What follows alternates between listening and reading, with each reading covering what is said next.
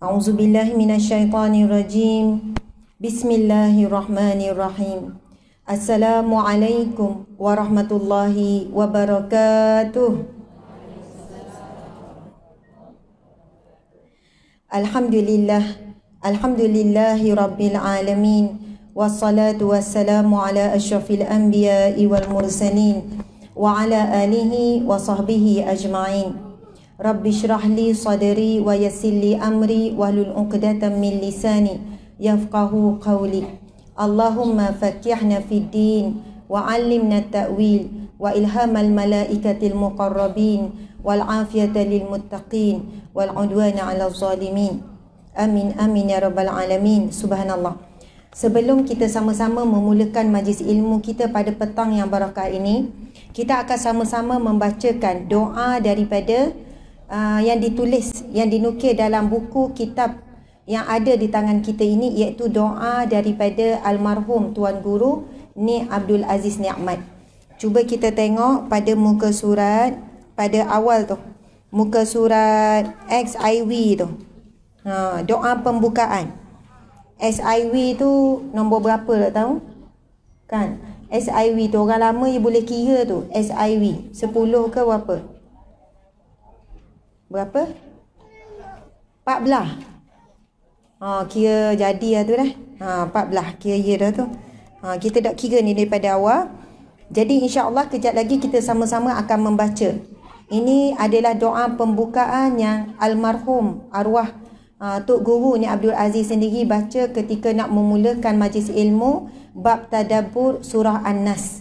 Masya-Allah, nanti kita terangkan sikit kelebihan buku ni. Jadi sebelum itu saya nak ucapkan jutaan terima kasih kepada Fadilatul Ustazah Wan Nur Hidayah binti Wan Fauzi. Ini adalah senior saya ketika belajar di Kuza, kemudian di Mesir. Juga adalah kakak ataupun kak Naqibah Usrah. Kemudian guru saya juga. Kalau saya boleh sarankan muslimat sekalian, kalau ada FB, mokcik-mokcik, siapa ada FB sini? Angkat tangan, jangan dok ngaku. Facebook, akak tinggi. Siapa ada Facebook?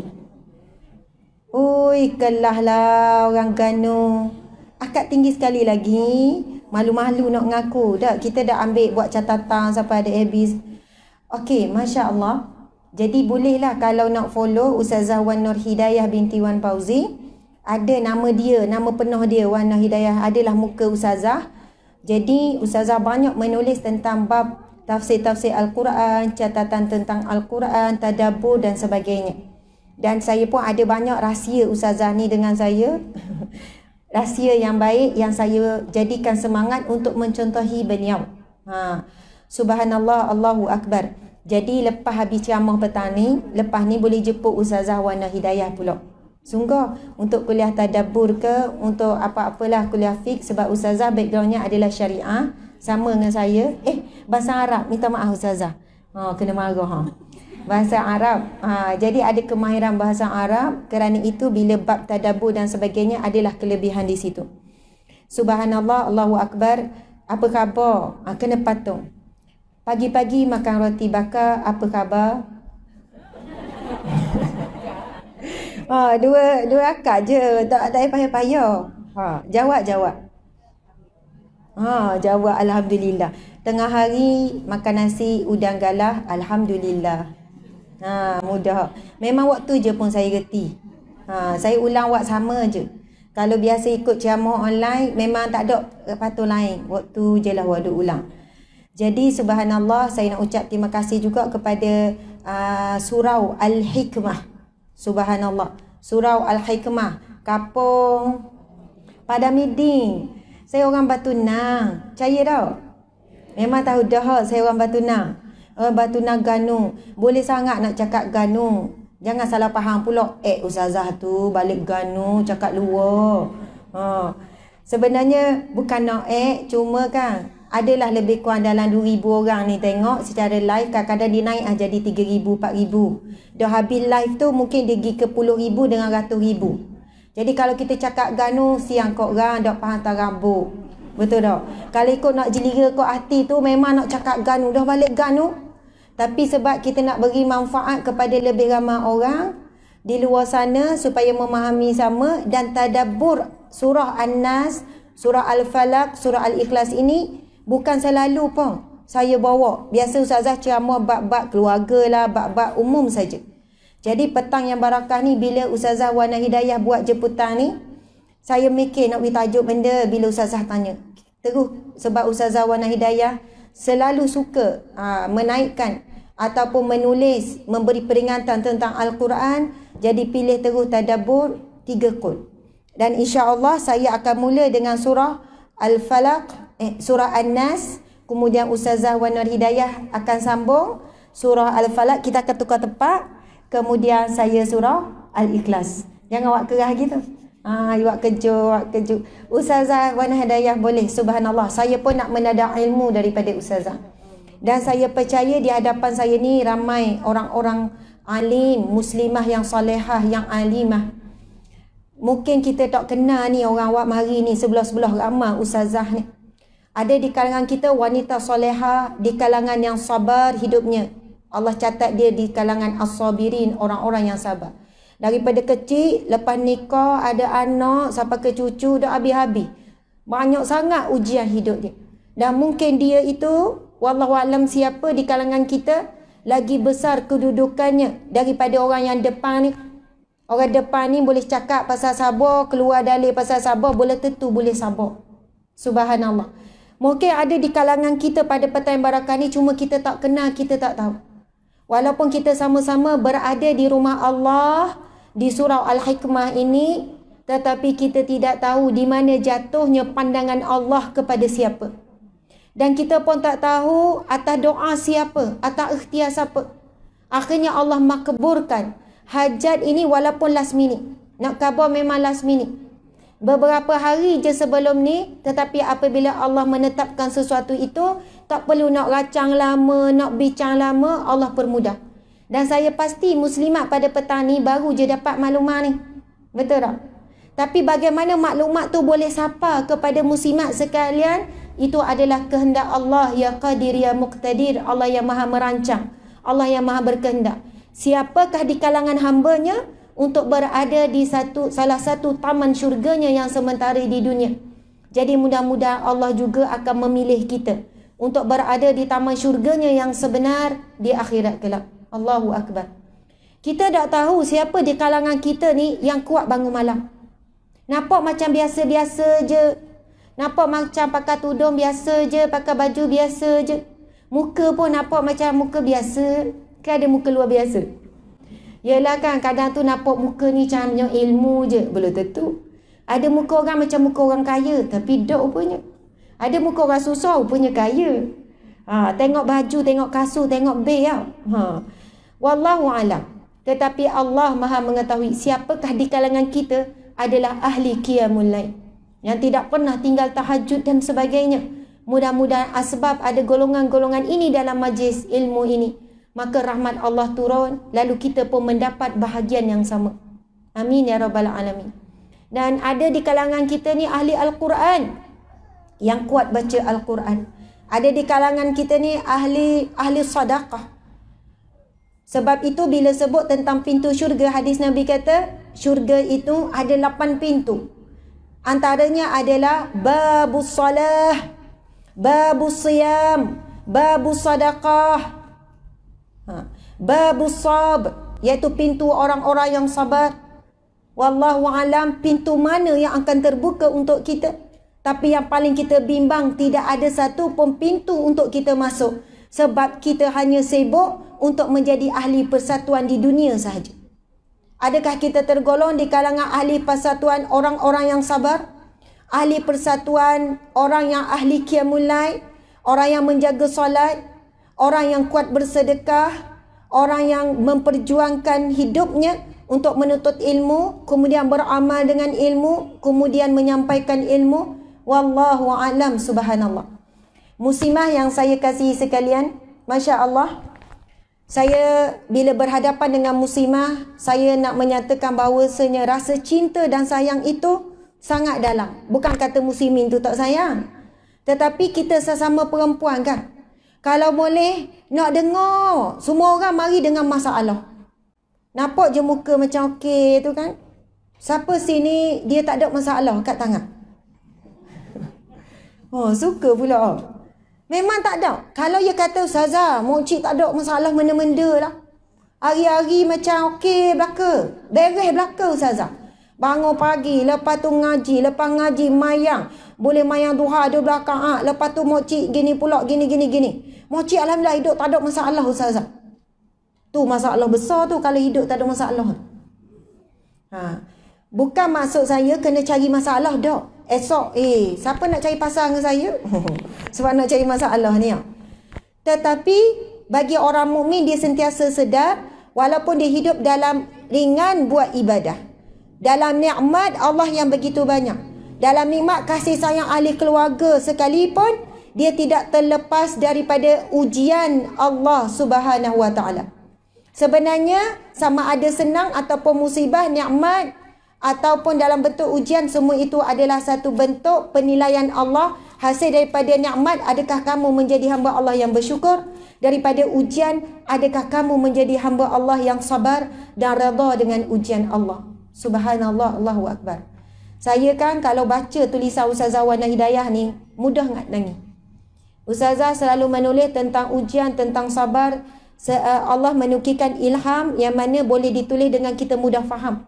Walaupun kadang-kadang saya dok komen, tapi hampir setiap tulisan Ustazah saya baca sebagai apa? Pengubat hati, kemudian melebur dosa. Dah tahulah lebur ke tak dosa tu, tapi bila baca tu istighfar. Sebab rasa macam kena tapar, rasa kena tumbuk. Memang seolahnya kata-kata itu ditujukan pada diri sendiri. Lepas tu mulalah melagikan diri. Bukan melagikan diri apa? Rasa macam malunya, kadang-kadang rasa Kak Ida ni nak tuju kepada saya ke? Saya rasa gitu. Ni dia cakap pasal saya ke? Padahal kita tahu niatnya adalah untuk umum. Tapi begitulah kita tuan-tuan puan-puan muslimat sekalian.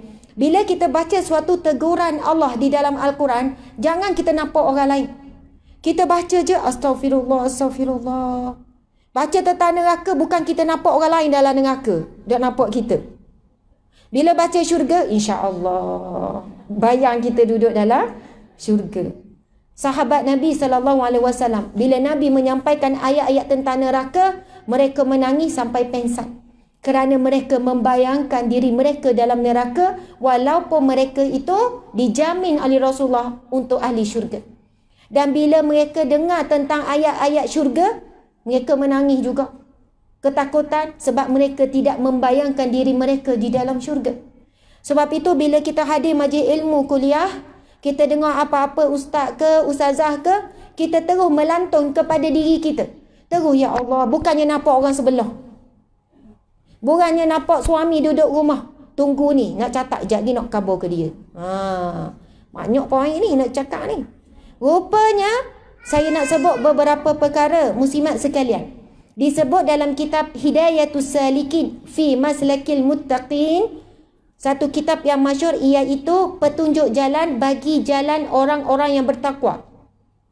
Dia letak garis panduan majlis ilmu yang dinaikkan darjat sebagai taman syurga Allah.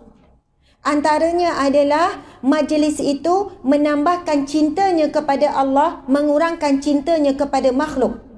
Kedua, majlis itu menambahkan cintanya terhadap akhirat dan mengurangkan cintanya kepada syurga. Yang ketiga, majlis ilmu itu menambahkan kekurangan dirinya, melihat aib dirinya dan menutup matanya daripada melihat aib orang lain. Tapi sekiranya kita hadir satu majlis ilmu ataupun baca ilmu, dengar ilmu, tapi kita balik daripada majlis ilmu, mata tu lebih nampak buruk orang, lebih dengar keburukan orang, berbanding menundukkan diri ke bumi, rasa macam balik tu rasa macam, ya Allah, banyaknya dosa aku, banyaknya nak kena beki, banyaknya lagi nak buat. Maka majlis ilmu yang kita hadir itu memberi kedudukan untuk kita sebagai taman syurga Allah di bumi. Taman syurga ni bukannya jolokan manusia. Nabi sebut, iza marartum bi riyadil jannah farta'u, apabila kamu lihat taman syurga Allah, maka singgah. Sahabat bertanya, fama riyadil jannah? Nabi jawab, hilaquz zikri, halaqah zikir.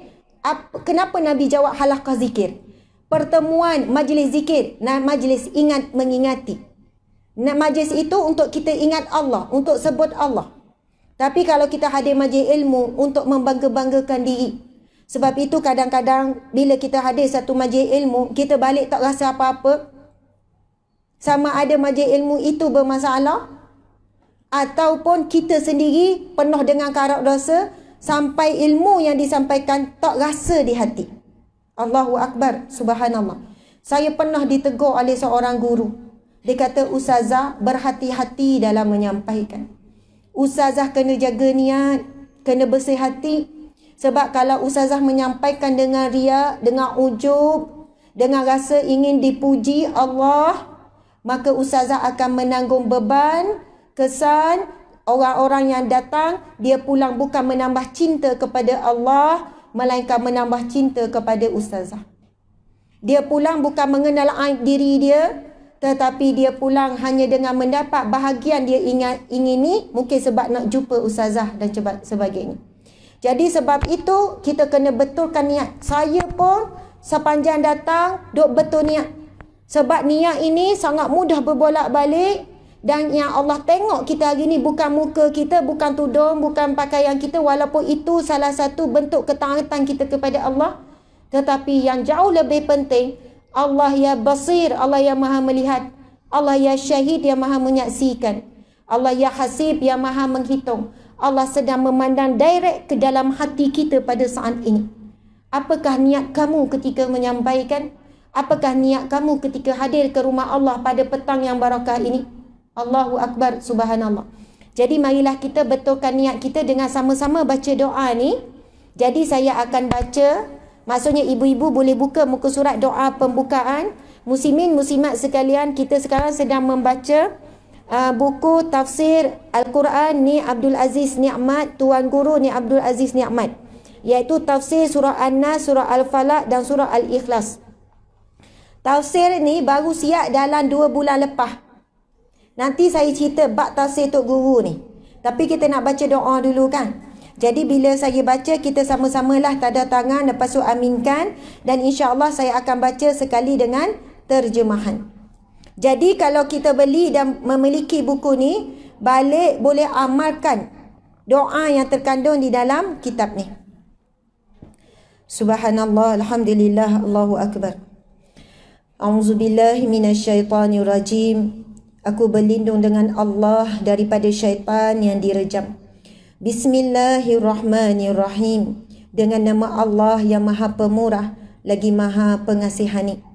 Alhamdulillahi Rabbil Alamin. Wassalatu wassalamu ala ashrafil anbiya'i wal mursalin. Sayyidina wa maulana Muhammad wa ala alihi wa sahbihi ajma'in. Segala pujian bagi Allah, Tuhan sekalian alam. Selawat dan salam ke atas Rasul yang paling mulia, pemimpin dan ketua kami Muhammad, dan kepada ahli keluarga dan sahabat baginda seluruhnya. Wa ba'd fa inna asyrafal hadithi kitabullah wa khairal hadi hadi Muhammadin sallallahu alaihi wasallam wa syarrul umuri muhdatsatuha wa kullu muhdatsatin bid'ah.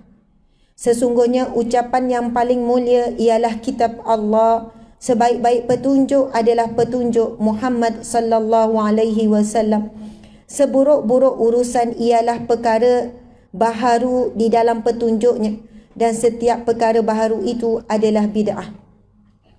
Allahumma alimna ma jahilna wa zakirna ma nasina warzuqna tilawata kitabaka ana al-laili wa atrafan nahar waj'alhu lana hujjatan ya rabbal alamin. Ya Allah, ajarkanlah kami apa yang kami masih jahil ya Allah. Ingatkanlah kami apa yang telah kami lupa, dan kurniakanlah kami keupayaan untuk membacanya, yakni Al-Quran, pada waktu malam dan sebahagian waktu siang. Dan jadikanlah Al-Quran itu sebagai hajat untuk kami, sebagai satu keperluan untuk kami ya Allah. Wahai Tuhan pemelihara sekalian alam. Rabbi syrah li sadri, Rabbi syrah lana sudurana, wa yassir lana umurana, wahlul uqdatan min lisanina yafqahu qawlana. Rabbi yassir wa la tu'assir. Rabbi tammim bil khair. Wahai Tuhanku, wahai Tuhan kami, terangkanlah dada kami ya Allah. Permudahkanlah urusan kami ya Allah. Urusan hidup kami, urusan mati kami, urusan alam barzah, urusan di mahsyarmu ya Allah. Dan mudah-mudahan urusan kami berakhir di syurgamu ya Allah. Bukakanlah simpulan yang mengikat lidah kami, supaya mereka memahami kata-kata kami ya Allah. Wahai Tuhan kami, permudahkanlah dan janganlah menyusahkan. Janganlah susahkannya dan janganlah sukarkannya ya Allah. Ya Alim, alimna min ilmika ma tarda bihi anna, wa la tu'akhidna bima ta'lamuhu minna. Wahai Tuhan yang maha mengetahui, ajarkanlah kami daripada ilmu-Mu apa yang Engkau redha untuk kami. Janganlah Engkau ambil daripada apa yang telah Engkau ajarkan kepada kami. Ya Halim, khaliqna bi khuluqil hilm wa haqqiqna bi haqa'iqil ilm. Wahai Tuhan yang maha santun, ya Halim, yang maha santun, yang maha lembut, bentukkanlah akhlak kami dengan akhlak yang santun, akhlak yang mulia, akhlak yang lemah lembut ya Allah. Dan kurniakanlah kepada kami kebenaran ilmu. Subhanaka la ilma lana illa ma 'allamtana innaka antal alimul hakim. Maha suci Engkau, kami tidak mengetahui melainkan apa yang telah Engkau ajarkan kepada kami. Sesungguhnya Engkau maha mengetahui lagi maha bijaksana. Rabbana atina fid dunya hasanah wa fil akhirati hasanah wa qina azaban nar wa qina azabal qabri wa qina azabal mahsyar. Wa sallallahu ala sayyidina Muhammad wa ala alihi wa sahbihi wa sallam walhamdulillahi rabbil alamin. Amin amin ya rabbal alamin. Subhanallah. Dalam buku ini dituliskan ucapan pembuka dan doa ini disalin sepenuhnya daripada ucapan almarhum Tuan Guru Ni Abdul Aziz Ni'mat sebelum memulakan kuliah tafsir setiap hari Jumaat. Subhanallah.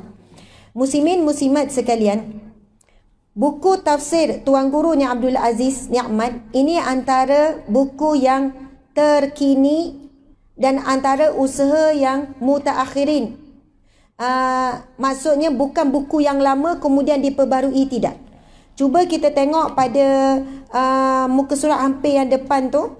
Buku ini cetakan pertama 2020 dan buku 3 kul ini baru siap dalam lebih kurang 2 bulan yang lepas.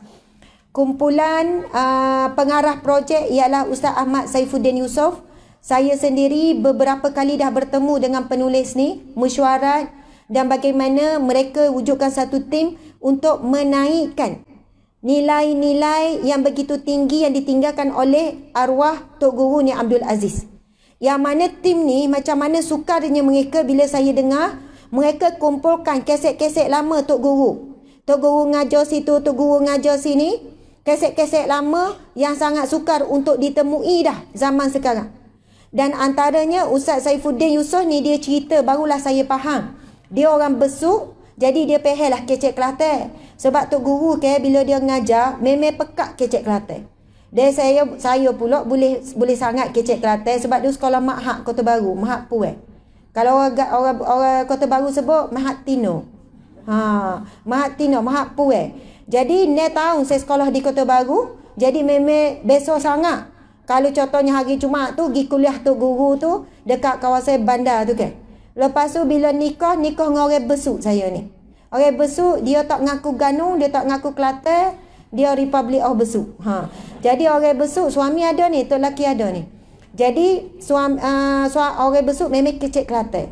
Jadi kalau ada orang waktu besok dengan kesek ngajar Tok Guru Ni Aziz, kadang tu tak boleh nakak apa yang Tok Guru kecek.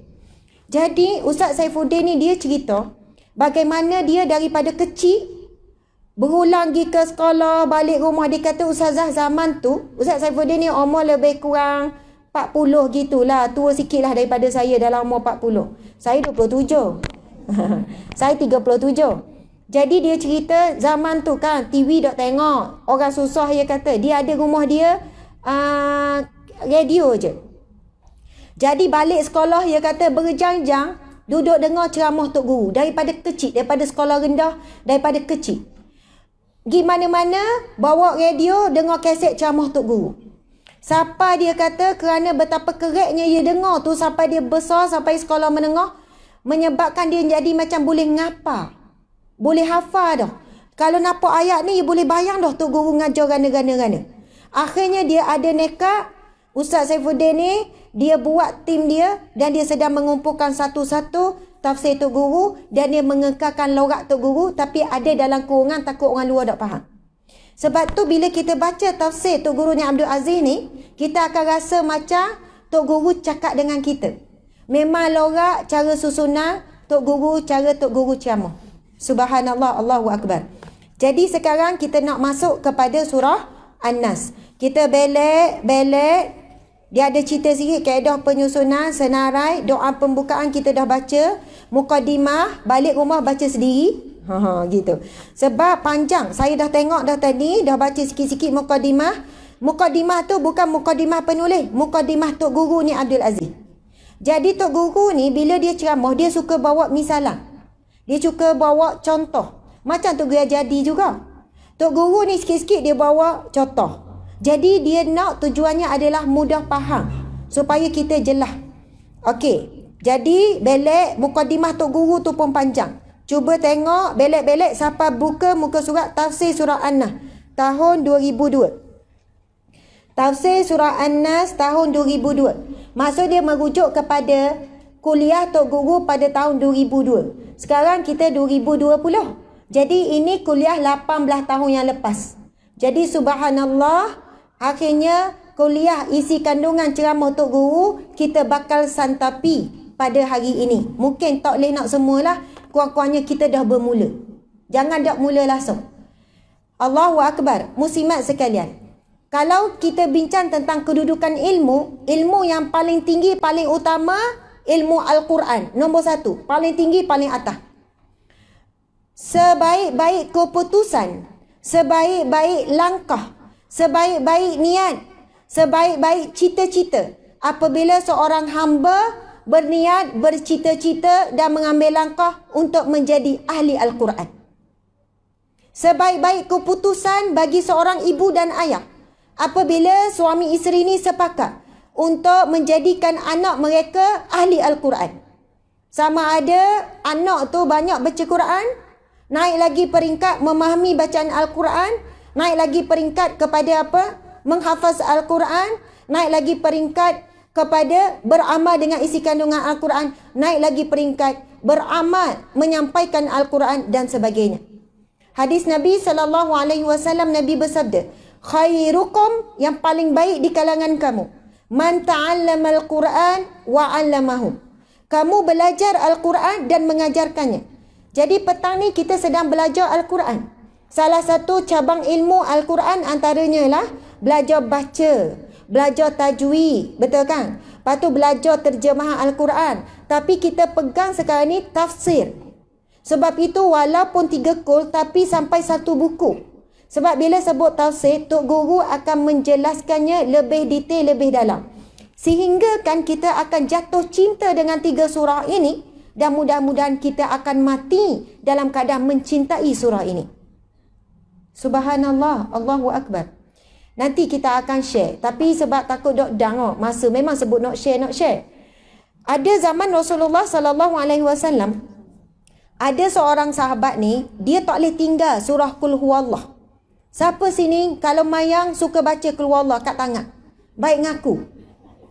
Asal mayang Fatihah Qul Huwallah, Fatihah Qul Huwallah. Oh ada. Adik ni dah. Bagusnya. Baca Al-Baqarah kan? Ada. Okey, akak lagi sekali. Siapa surah paling banyak dia baca Qul Huwallah lepas Fatihah? Semua 100%. Sebab apa kita pilih surah Qul Huwallah? Sebab pendek, betul tak? Sebab mudah. Belah-belah mikir nak masuk benda pun boleh habis Qul Huwallah. Betul tak? Kalau baca surah lain kena mikir sikit. Baca Qul Huwallah dah lepas Fatihah, sambil-sambil mikir nak masuk ayam benda, mari yang masuk merah dah. Jadi hari ni masuk ayam benda, dah habis Qul Huwallah tu. Jadi tak bimbang. Sebab Qul Huwallah ni main ujung lidah je.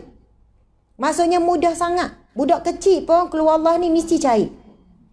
Tapi saya nak cerita hari ni supaya beza orang yang dengar ilmu, yang dia faham ilmu, dia buat benda sama tapi kesan berbeza. Ni penting sangat kerana itu ilmu ini penyuluh. Ilmu ini dia akan menjadikan kita amalan sama tetapi kesan berbeza.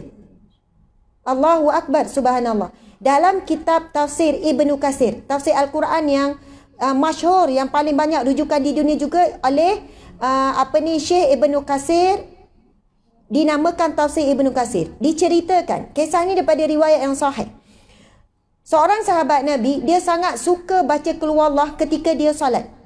Sehingga kan pada satu hari, dia menjadi ketua, Rasulullah lantik dia jadi ketua satu rombongan perang. Ataupun satu rombongan untuk menjalankan kerja dakwah.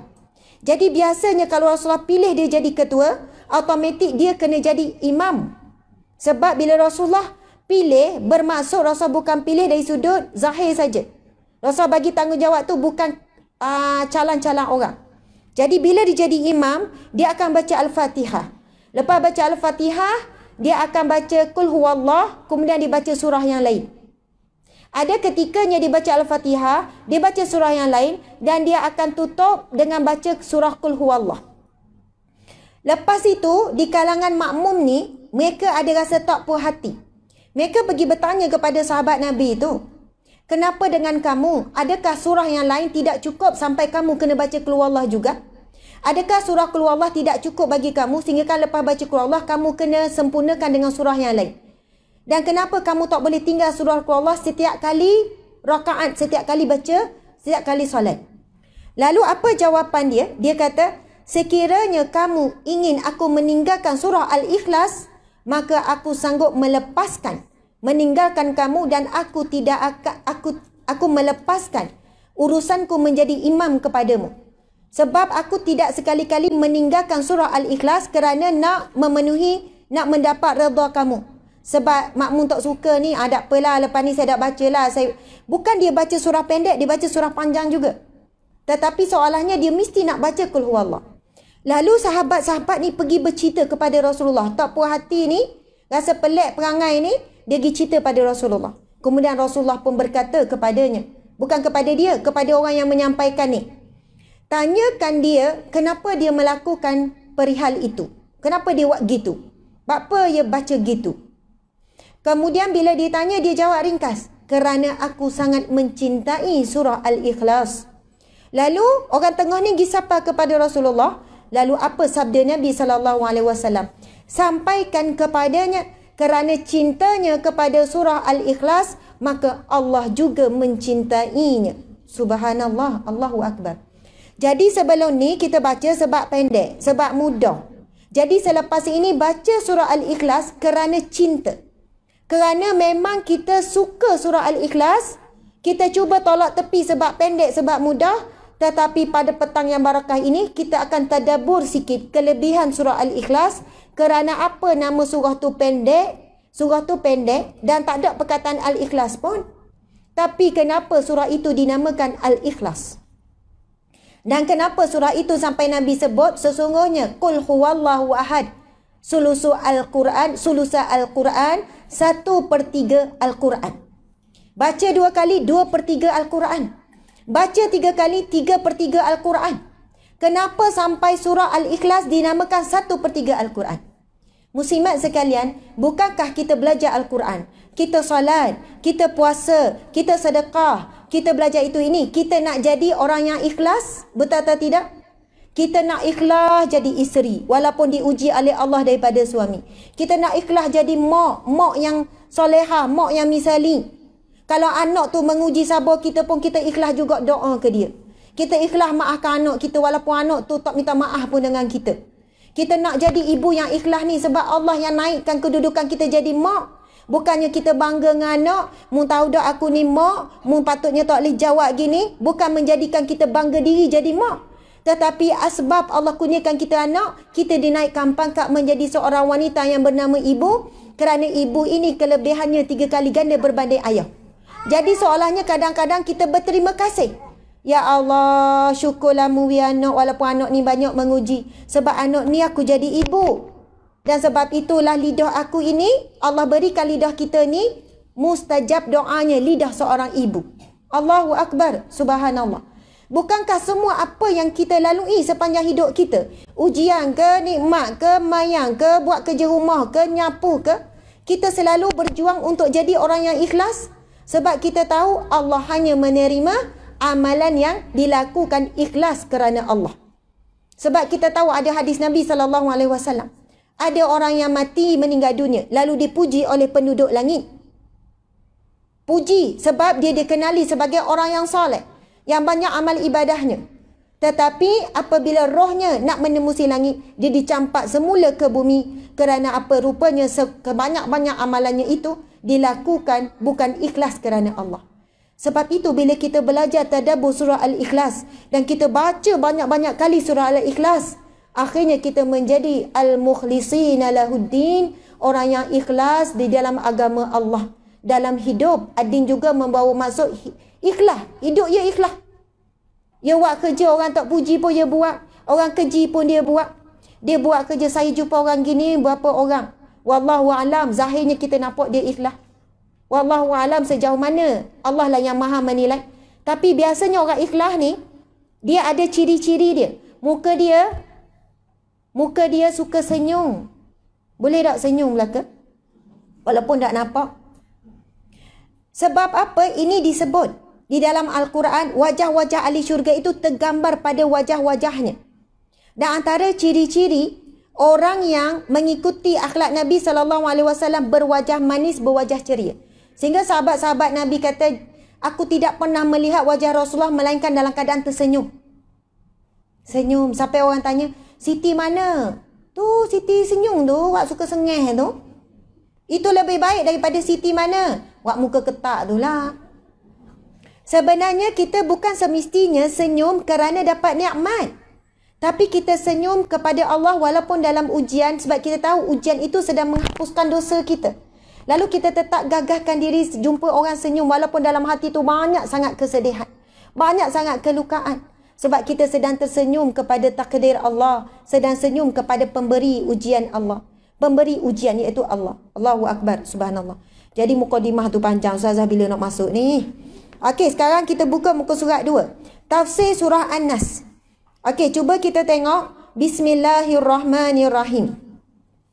Qul a'udzu birabbin nas, malikin nas, ilahin nas, min syarril waswasil khannas, allazi yuwaswisu fi sudurin nas, minal jinnati wan nas.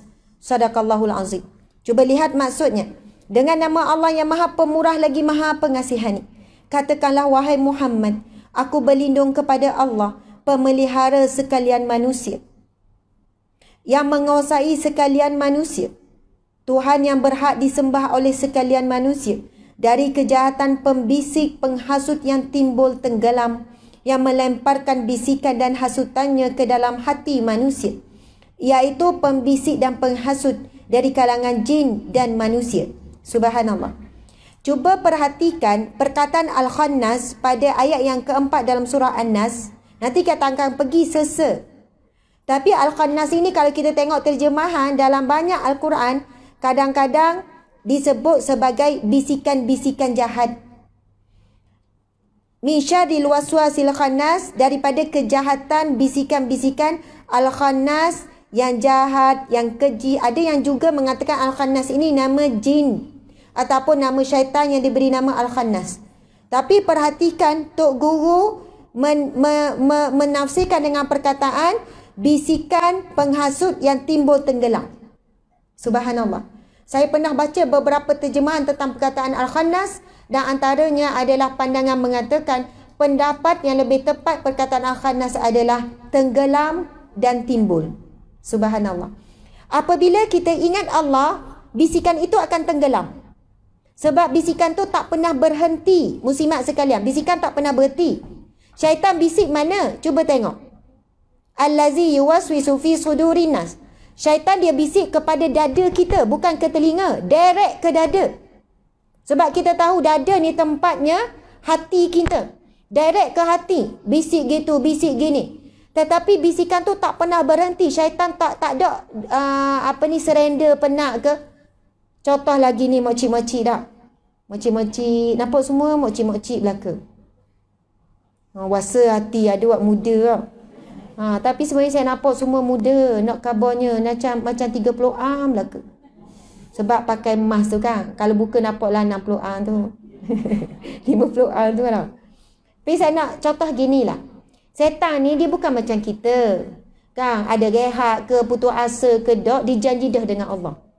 Dalam Al-Quran, dia berjanji dengan Allah. Akan mendatangi manusia. Daripada kiri mereka, daripada kanan mereka, daripada belakang mereka, daripada depan mereka. Itu janji syaitan. Bukannya syaitan tengok, bila kita ni masuk waktu je ambil wuduk, bukannya syaitan kata, mokcik ni mayang di awal waktu, perah rasa. Kalau bahasa kita, perah rasa. Perah ke? Rasa macam, syaitan bila nampak, bukannya dia kata, ya biar je. Kita ambil solat di awal waktu. Betul kan? Bunyi azan kita ambil wuduk dah. Syaitan akan ganggu ketika ambil wuduk. Supaya kita ambil dah keadaan terburu-buru ke. Ambil dah kalang ujuk rasa kagum dengan wuduk sendiri. Rasa macam hebat aku ambil wuduk hari ni. Sebab setiap kali ambil ni baca doa ni. Dengar ceramah ustazah itu. Contoh, tiba-tiba rasa ujuk dengan amalan sendiri. Tapi istighfar lah. Bukannya kita terus tinggal dah istighfar. Istighfar tu akan menguatkan balik hati kita. Kemudian, setan pun tengok. Yang ambil wuduk dia kacau. Bisik-bisik. Hebat mu ambil wuduk. Hebat. Mesti gugur belaka dosamu ni. Mesti wajah bercahaya esok kat padang mahsyar ni ambil wuduk khusyuk gini. Lepas tu, bukannya kalau kita boleh khusyuk juga, bukan setan serenda. Habis dah, mokcik ni memang dah nak kacau dah. Dia biarlah kita nak mayang. Tapi masa akad takbir tu kan, Allah. Dia bisik pula. Bak apa mudak keluar ayang siap-siap. Kau dok lepas mayang boleh masuk lalu. Tu yang bila mayang tu, tak apalah. Dok tu ambil ayang siap-siap rendang kalau dok. Lepas mayang boleh masuk lalu. Dia bisik tu. Dia tahu apa urusan kita dok selesai lagi tu. Dia bisik lagi. 2 hari lagi gaji. Kan? Kalau kerja kerajaan lah 3 hari lagi gaji. Boleh dah ni kau nak beli Nokza ni. Contohlah. Bukan beli siapa-siapa lah. Maksudnya bisik tu dia tahu apa yang kita duduk cakap dalam berapa hari. Setan ni, kita bukan ngumpat dia, tak payah minta maaf lah dengan setan. Sebab ada setengah orang dia tanya ustazah, macam mana saya hari tu mengumpat setan. Nak minta maaf dengan setan. Sungguh ni, bukan nawak ni. Ada wak mikir sampai tahap tu. Dan bukannya kita ni tak payah takut lah cakap pasal setan kan. Jadi kita tengok Al-Khannas ni, tenggelam dan timbul, Tok Guru guna perkataan Al-Khannas ni, bila kita zikrullah, istighfar, selawat, subhanallah ke alhamdulillah. Sebab itu, lawan kepada bisikan ni, zikir tak boleh pada lidah saja. Tak kuat. Masa sebut subhanallah, sebab dia bisik mana? Hati. Sebab itu masa zikir, memuji Allah, hati kena zikir sama. Bila sebut subhanallah, hati tu mari rasa. Maha suci Allah. Alhamdulillah, mari rasa segala puji bagi Allah. Bukannya masa zikir tu, subhanallah, subhanallah, subhanallah, subhanallah, ada 10 minit gini, cerita nak mula ni, dan. Subhanallah, subhanallah. Alhamdulillah, alhamdulillah, alhamdulillah. Lepas tu istighfar, astagfirullah, astagfirullah. Astagfirullah. Ni marah cucu terbalik baju wak baru lipat tadi. Astagfirullah. Astagfirullah, astagfirullah. So betul mula baju tu. Masya Allah. Astagfirullah budak ni. Ya Allah. Duk molek. Ramai mana orang lepas semayang. Gana kita mayang. Kadang-kadang mayang cucu ada keliling ke anak ke. Allah. Nampak macam khusyuk. Tapi nampak belaka tu cucu buat benda tu. Tunggu aku lepas mayang tu. Kalau lah mata tu kan gini-gini mata. Tahan ni. Pada sepatutnya salat, Allah sebut di dalam Al-Quran, Allah berfirman, aqimis salah li zikri. Dirikanlah salat untuk mengingatiku. Allahu Akbar, subhanallah. Allah perintahkan kalau kamu salat adalah untuk mengingatiku. Tapi kita salat mengingati selain daripada Allah. Kadang lepas mayang tu, bagi salam tu tak ada benda lain dah. Mai sini kejap, mai kejap. Nampak tak Tok Mayang tadi? Nampak tak Tok Mayang? Budak tu pun kelik. Nampak? Soalan pun pelik tau. Nampak tak? Nampak. Dah buat apalah melitah-litah depan Tok tadi ya? Kan lalu, kan lalu, kan lalu. Kalau budak tu pandai jawab, Tok tengok ke? Dah. Apa melitah-melitah tu, Tahu tak? Tok mayang ni dok khusyuk, mai duduk jalan-jalan, kan dok boleh mayang depan. Kalau budak tu pandai jawab, kalau dok melitah, Tok khusyuk ke? Tapi budak dok mikir, dah nak mikir gitu, tapi nak kabarnya. Betapa lalainya kita dalam solat, lipas duduk jauh lagi nampak dah. Mari dah, sudah. Allahu Akbar, itulah hakikatnya. Sebab itu, kita tak boleh lari ketika solat, mesti faham bacaan dalam solat. Sebab ketika kita belajar memahami bacaan dalam solat, kita baca pada lidah, hati kita tu mari, bayang. Bila kita baca, Allahu Akbar kabira. Bayangkan, muslimat sekalian. Kita angkat takbiratul ihram. Allahu Akbar. Allah Maha Besar, betul kan? Lepas sebut Allahu Akbar, kita pun sambung dengan doa iftitah. Hebat. Sambungannya Allahu Akbar. Lepas Allahu Akbar, sambung terus Allahu Akbar kabira. Allah yang Maha Besar dan lagi besar. Allahu Akbar besar dah. Kabira sebesar-besarnya. Allah Maha Besar sebesar-besarnya. Allahu Akbar kabira. Walhamdulillahi katsira. Segala puji bagi Allah sebanyak-banyaknya. Masya Allah. Kalau kita puji manusia kan, mucomel, barulah bunyi banyak. Tapi bayangkan bila kita sebut Allahu Akbar kabira walhamdulillahi katsira, segala puji bagi Allah sebanyak-banyaknya. Lepas tu kita sambung apa? Allahu Akbar kabira walhamdulillahi katsira wa subhanallahi bukratan wa asila. Segala puji bagi Allah siang, pagi dan petang. Padahal kita mayang masa tu apa, tapi kita nak khabar kita ni sentiasa memuji Allah pagi dan petang. Inna salati, salatku, wa nusuki, ibadahku, wa mahyaya, wa mamati, lillahi rabbil alamin. Matiku, hidupku, matiku kerana Allah. Sebab itu doa iftitah ini sebenarnya dia nak membantu kita semayang ikhlas kerana Allah. Sebab awal-awal lagi kita sebut inna salati, salatku ini. Tapi sebab tak faham, Mocik-mocik tak boleh buat alasan dah. Umur dah 50 dah. Umur 60 dah. Mocik tak boleh lah. Tak reti nak faham bacaan dalam mayang. Nak rana, mocik cuba dah. Selagi mana ada alasan, di situ kita letak penghalang. Saya jumpa ramai orang tua umur 40, umur 50, umur 60. Akhirnya, sebulan je tak payah lama. Hari-hari duk tengok. Lepas tu beli buku terjemahan bacaan dalam solat. Akhirnya bila dia mayang, dia boleh nangis. Sebab apa? Angkat je takbir, dia faham dah Allah Maha Besar. Dia jadi rasa kecil depan Allah. Lepas tu Allahu Akbar kabir, Allah Maha Besar lagi besar, Maha Besar. Lepas tu bila dia sebut inna salati, solatku ini ya Allah, wa nusuki, segala ibadah-ibadahku ya Allah, hidup matiku ya Allah, lillahi rabbil alamin, kerana Allah sekalian alam. Nampak tak? Kita cuba bawa hati dalam solat tu supaya kita solat tu kerana Allah. Sebab apa Nabi sebut? Betapa ramai orang yang solat tak dapat apa-apa daripada solat, kecuali penat dan mengantuk saja. Okey, kita akan tengok. Mari kita tengok sikit tafsir ayat 1, 2 dan 3. Minta maaf jadi panjang. Okey, tengok cara Tok Guru terjemah ni. Bukan terjemah, Tok Guru tafsir. Kita baca Mula-mula sekali. Tengok Tok Guru. Kita kena ingat bahawa ada tempat-tempat di dalam Al-Quran yang mengandungi perkataan kul atau bermula dengan perkataan kul, seperti kul a'udzu birabbin nas, iaitu bacaan untuk hari ini. Waktu kita baca ni. Ada ayat kul a'udzu birabbil falaq, iaitu surah selepas surah hari ini, iaitu surah An-Nas. Dan ada juga ayat kul huwallahu ahad. Ada banyak lagi perkataan kul di tempat-tempat yang lain. Ada juga tempat di dalam Al-Quran yang tidak ada perkataan kul. Okey, cuba tengok bawah. Nanti kita terang. Kul maknanya kata oleh Muhammad. Wahai Muhammad, beritahu kau orang. Itu ibarat dia. Kul, katakanlah wahai Muhammad. Itu masuk kul. Kul itu adalah fi'il amar. Allah perintahkan kepada Nabi Muhammad, kul, katakanlah wahai Muhammad. Katakan apa? Kepada siapa? Suruh Nabi kata ayat selepas itu kepada siapa? Kepada kita. Kepada umatnya.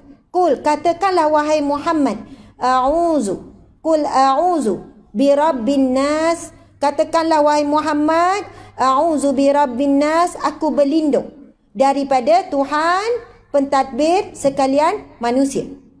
Jadi cuba kita tengok, apakah beza antara ayat yang ada perkataan kul dengan ayat tidak ada perkataan? Mengikut alim ulama mufassirin, ahli tafsir, mereka menyebut bahawa Allah ingin memberikan isyarat kepada para pembaca supaya mengambil perhatian terhadap mana-mana ayat yang ada perkataan kul, kerana perkara selepasnya adalah penting. Bila Allah memulakan sesuatu perkataan dengan kul, katakanlah wahai Muhammad, ada perkara yang sangat penting setelah itu yang perlu diberi perhatian. Contoh kita kata gini ya. Tapi tak boleh menyamakan. Cuma kita bagi contoh, bukan menyamakan. Contoh saya kata kaedah, tolong royak. Tolong royak ke kawan kita tu. Nampak tak ada benda penting? Tapi kalau kata kaedah, tegurlah kawan kita tu, dia lain sikit. Maksudnya kita seolahnya, bukannya kita kata tegurlah kawan kita tu seolahnya terpulang kaedah lah ayat kan. Tapi bila kita sebut kaedah, tolong royak ke dia ayat gini, maksudnya seolahnya suruh bawa apa yang kita cakap ni, bagi tahu gitu betapa pentingnya perkataan ni kena sapa ke dia, bukan sekadar umum saja. Jadi sebab itu Tok Guru sebut seolahnya beritahulah korek kepada orang apa yang nak disampaikan selepas itu. Masya Allah. Okey, cuba tengok pada perenggan di bawah tu, muka surat 4 pada perenggan yang kedua. Sebab saya dah baca dah ni sikit, jadi saya cuba ringkaskan, nak pergi kepada ada beberapa perkataan selepas ini. Okey, cuba tengok satu daripada perkara penting itu ialah kul, wahai Muhammad, royak korek beritahu orang supaya pakak kata. Nampak tak? Supaya orang ni pakak kata. Kata apa? A'udzu birabbin nas. Wahai Tuhanku, aku meminta kepada engkau lindungi aku. A'udzu, lindungilah aku, birabbin nas, wahai Tuhan sekalian manusia. Lindung daripada apa? Tu bijak. Cuba tengok. Tok Guru, kalau kita baca moci-moci, kalau kita baca, kita akan jadi macam, oh baru faham, baru jelira. Cuba tengok perenggan seterusnya. Tok Guru cakap benda. Kalau takut kepada rimau, bahasa kita, kalau takut kepada harimau, kita lari masuk ke dalam rumah. Ini berbanda kita berlindung dengan rumah. Takut kepada gajah, kita lari panjat pokok kayu. Ini berbanda kita berlindung dengan pohon kayu. Kalau ada senapan, kita tembok ke atas supaya bunyi yang kuat menyebabkan binatang lari. Bermakna kita berlindung dengan senapan. Faham tak maksud tu guru ni? Bukan kata tak boleh pergi berlindung dalam rumah. Nampak rimau, kita nak pergi mana? Memang masuk rumah lah, tutup pintu. Jangan moci-moci pula kata, jangan tak boleh lari dari rumah. Macam kita minta berlindung dengan rumah. Kita kena minta berlindung dengan Allah. Lepas tu duduk depan rimau. Rimau pun jadi pelik. Apa mokcik ni duduk lari? Tapi Tok Guru sebenarnya bagi contoh. Bila kita lari daripada makhluk, contohnya rimau, kita masuk dalam rumah. Maksudnya kita berlindung dengan rumah tu lah daripada rimau. Bila nampak gajah, gajah kan besar. Larilah atas pokok sebab gajah tak boleh naik atas pokok. Kalaulah kita ada senapan, kita buat tembok ke langit, binatang pun larilah sebab takut. Jadi nampak di situ bagaimana makhluk dengan makhluk boleh kita ambil manfaat untuk berlindung. Sebab itu adalah ikhtiar kita. Tapi Tok Guru nak sampaikan, cuba tengok. Tolonglah minta kepadaku supaya aku lindungi dia. Aku ni siapa? Birabbin nas, akulah yang pego.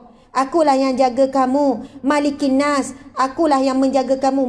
Malik ni penjaga. Kan malaikat Malik, malaikat penjaga apa? Neraka. Nak jumpa tak malaikat Malik? Tambo, jangan lawak mai. Rasa nak jumpa je malaikat Malik, nak tengok. Jangan. Kita kalau boleh tambah jumpa malaikat Malik, kita nak jumpa malaikat mana? Malaikat Ridwan, penjaga syurga, pintu syurga. Jadi bila sebut Malik, perkataan Malik ni memang banyak. Ada masuk raja, ada masuk pemilik. Antaranya adalah penjaga manusia. Ilahin nas, akulah Tuhan yang menjaga segala-galanya. Jadi bila kita sebut kul, Nabi Allah berfirman, katakanlah, A'udzu birabbin nas, aku mohon perlindungan daripada Tuhan manusia, penjaga manusia. Jadi subhanallah, Allahu Akbar. kita sedang memohon perlindungan daripada sebaik-baik yang memberi perlindungan. Okey, kita tinggal sekejap waktu. Saya nak share beberapa ilmu tentang surah An-Nas dengan surah Al-Falaq. Tapi lepas ni surah Al-Falaq kita minta Ustazah. Ustazah kena share juga Ustazah. Okey. Subhanallah. Surah An-Nas ada berapa ayat? Kita ni awal lagi ni baru 3 suku. Sebab saya diberi maklumat kuliah kita sampai pukul 6. Boleh tak? Oh, ada wak ngiling. Oh, gitu. Takut tak? Dokang pukul 6 mesti bertimayang. Betul tak? Subhanallah. Jadi sekarang pukul 3 suku. Betul? Kita habis pukul 4 lah. Kita ada masa lebih kurang. Rok dok boleh tak ni makcik? Saya pagi tadi ceramah dah 2 jam. 2 jam kot lah. 2 jam lebih juga. Lepas tu habis dalam kakko 1. Lepas tu rehat sekejap. Mari sini tolok 1.30. Lepas tu mari sini. Lepas tu petang ni ada kejap program juga. Lepas tu lepas maghrib pula. Jadi kalau saya cuba untuk semangat ceramah macam ada puluh ribu orang depan tau. Tapi ada lebih kurang 3,000 ni lah yang ada lebih kurang 3,000. Subhanallah. Jadi campur dua ni lah kaedah 2.7 dengan 5 ada dalam 3,000 lebih. Jadi subhanallah kita cuba kuatkan diri kita lawan. Saya tahu penat, ngatuk, jadi semut, kengga semua ada dah. Jadi boleh nak berlunjur sikit, jangan sampai keren nanti susah kau orang pula nak suruh akak. Akak jap. Gitu tau. Jadi bolehlah sikit-sikit urut-urut kaki betul-betul urat. Kalau rasa macam ngatuk sangat tu kan, boleh je bangun, bukan balik pergi tidur. Bangun pergi tanda, basuh-basuh muka. Sayang pula bedok nak ambil gambar Ustazah tau. Pandai-pandai lah. Pergi tarik-tarik nafas ke apa ke. Sebab bukan sokmo lah kita berada di dalam majlis seumpama ini. Jadi surah An-Nas ini adalah surah Makiyah. Disebut sebagai surah Makiyah.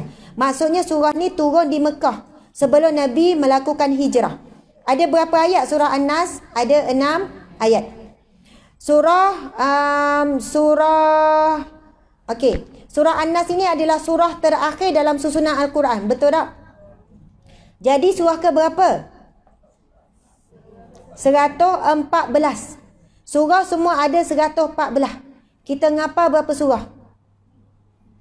Wallahu alam. Jadi surah yang ke-114 adalah surah An-Nas. Bukan dia paling lambat turun tak.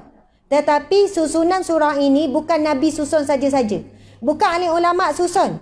Tapi setelah habis penurunan Al-Quran, malaikat Jibril mendatangi Rasulullah sallallahu alaihi wasallam dan menyusun surah berdasarkan daripada wahyu daripada Allah. Surah apa pertama, kedua sampai surah yang terakhir dinamakan surah An-Nas yang sedang kita bacakan. Okey. Surah An-Nas ini disebut dalam beberapa hadis Nabi sallallahu alaihi wasallam. Antaranya adalah hadis daripada Ibnu Abbas radhiyallahu anhu. Sabda Rasulullah sallallahu alaihi wasallam, syaitan itu duduk mencangkung, macam duduk dekat hati manusia. Apabila manusia menyebut Allah, ia akan mengundurkan diri, dan apabila manusia lalai, ia akan membisikkan kejahatan. Itu kata-kata daripada Ibnu Abbas berdasarkan sabda Nabi sallallahu alaihi wasallam. Maksudnya syaitan ni duduk cakung, bahasa kita tau. Betul lah tu. Duduk cotek. Ke apa lagi? Memang tempat dia kalau dalam pada tubuh badan kita pada hati. Dan kerja dia apa? Bisik tanpa henti. Ke dalam hati manusia. Apabila manusia menyebut Allah dengan hati, bukan dengan lidah saja. Dengan hati, ia akan mengundurkan diri. Dan apabila manusia lalai, ia akan membisikkan kejahatan. Subhanallah. Dan sabda Nabi SAW seterusnya. Sallallahu alaihi wasallam. Ini dalam tafsir Ibnu Katsir pun ada hadis ni. Tentang kelebihan dua surah Al-Mu'awwizatain. Nanti kita share. Dua surah ni surah apa? Yang mana bermaksud sabda Nabi sallallahu alaihi wasallam bahawa saya telah turun.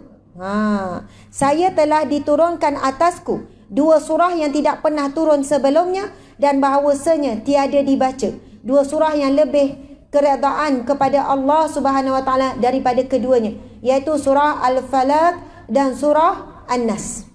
Subhanallah. Muslimat sekalian, panah ke? Tak panah. Okey, duduk tegak je. Kita kena tolong juga ni, beri bantuan pernafasan ni. Okey, akak tangan belaka atas, dua-dua kat tangan. Okey, akak ada tangan belaka. Masya Allah, Alhamdulillah. Tangan ni banyak buat benda ni. Cubit anak ke, cubit cucu ke, banyak pegang Quran ke, banyak tulis buat molek-molek, insya-Allah. Okey, buka tutup. Macam ambil bintang, di langit. Macam mana kalau ambil bintang di langit? Kena tegang gitu. Okey, tinggi kan bintang di langit? Kena tegang nak ambil bintang tinggi. Okey, buka tutup. Banyak tak bintang tu? Banyak. Okey, sekarang bintang tu we ke orang kanan. We dua-dua buat gini. Ambil lah. Buat gini Ambil lah. Itu macam ambil. Ni we gini. We ke orang kanan. Subhanallah. Okey. Ikhlas ada we tu. Okey, we ke orang kanan. Buat tegang lah we. Okey, sekarang we ke orang kiri pula bintang tadi tu. Masya Allah. Ada orang tanya tak tahulah. Mana Ustazah dah nampak pun bintang. Okey, kiri buat gerak-gerak gitu. Kena regang-regang ni. Saya faham tu. Banyak dah yang khusyuk watawaduk tu. Okey, lepas tu sekarang letak tangan atas bahu masing-masing. Ni musim PKP dah lewat, orang lain urut diri sendirilah. Ada yang sedia nak musim. Boleh. Okey, pusing kanan, pusing depan 10 kali. Subhanallah walhamdulillah wala ilaha illallah wallahu akbar. Okey, 10 kali ke belakang. Subhanallah walhamdulillah wala ilaha illallah wallahu akbar. Alhamdulillah. Subhanallah, masya-Allah. Okey, ini ngelah. Lepas ni saya nak ke Ustazah Hidayah sampailah habis, insya-Allah. Okey. Ustazah, lepas ni Ustazah terus masuk surah Al-Falaq, insya-Allah. Saya memang ada sedang surah An-Nahl ni. Kan, memang kita dah habis, kesimpulannya kena baca sendiri. Saya nak cerita tentang sikit pasal Al-Mu'awwizatain.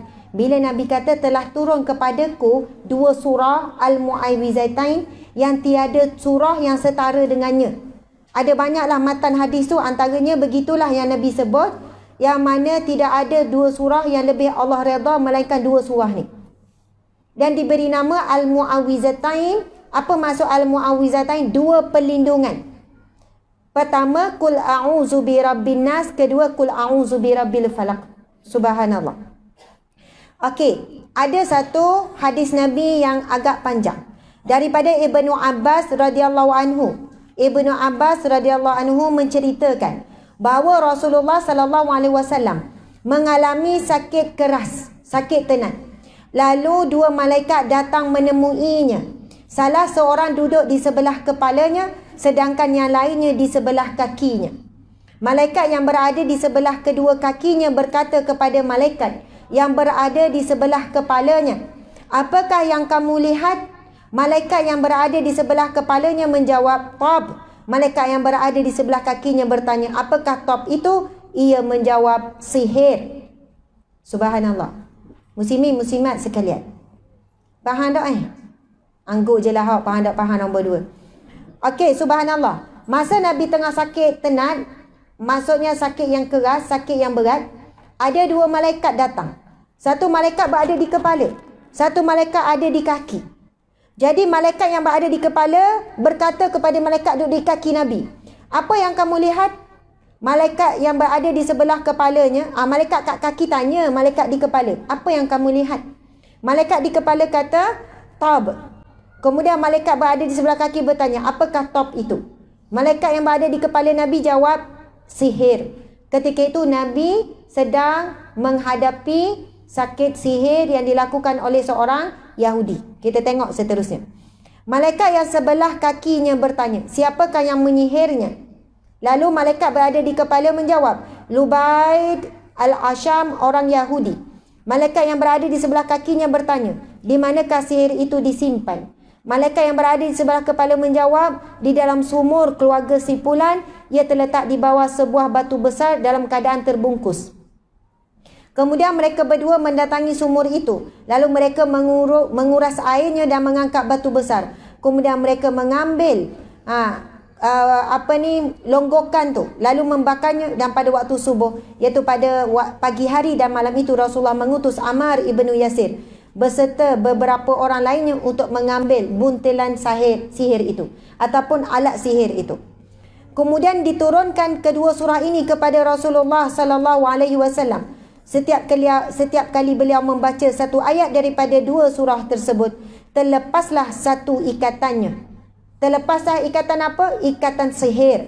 Kedua surah tersebut, yang pertama dimulai dengan firman-Nya, katakanlah aku berlindung kepada Rabb yang menguasai waktu subuh. Kemudian yang kedua, surah yang diawali dengan katakanlah aku berlindung kepada Rabb manusia.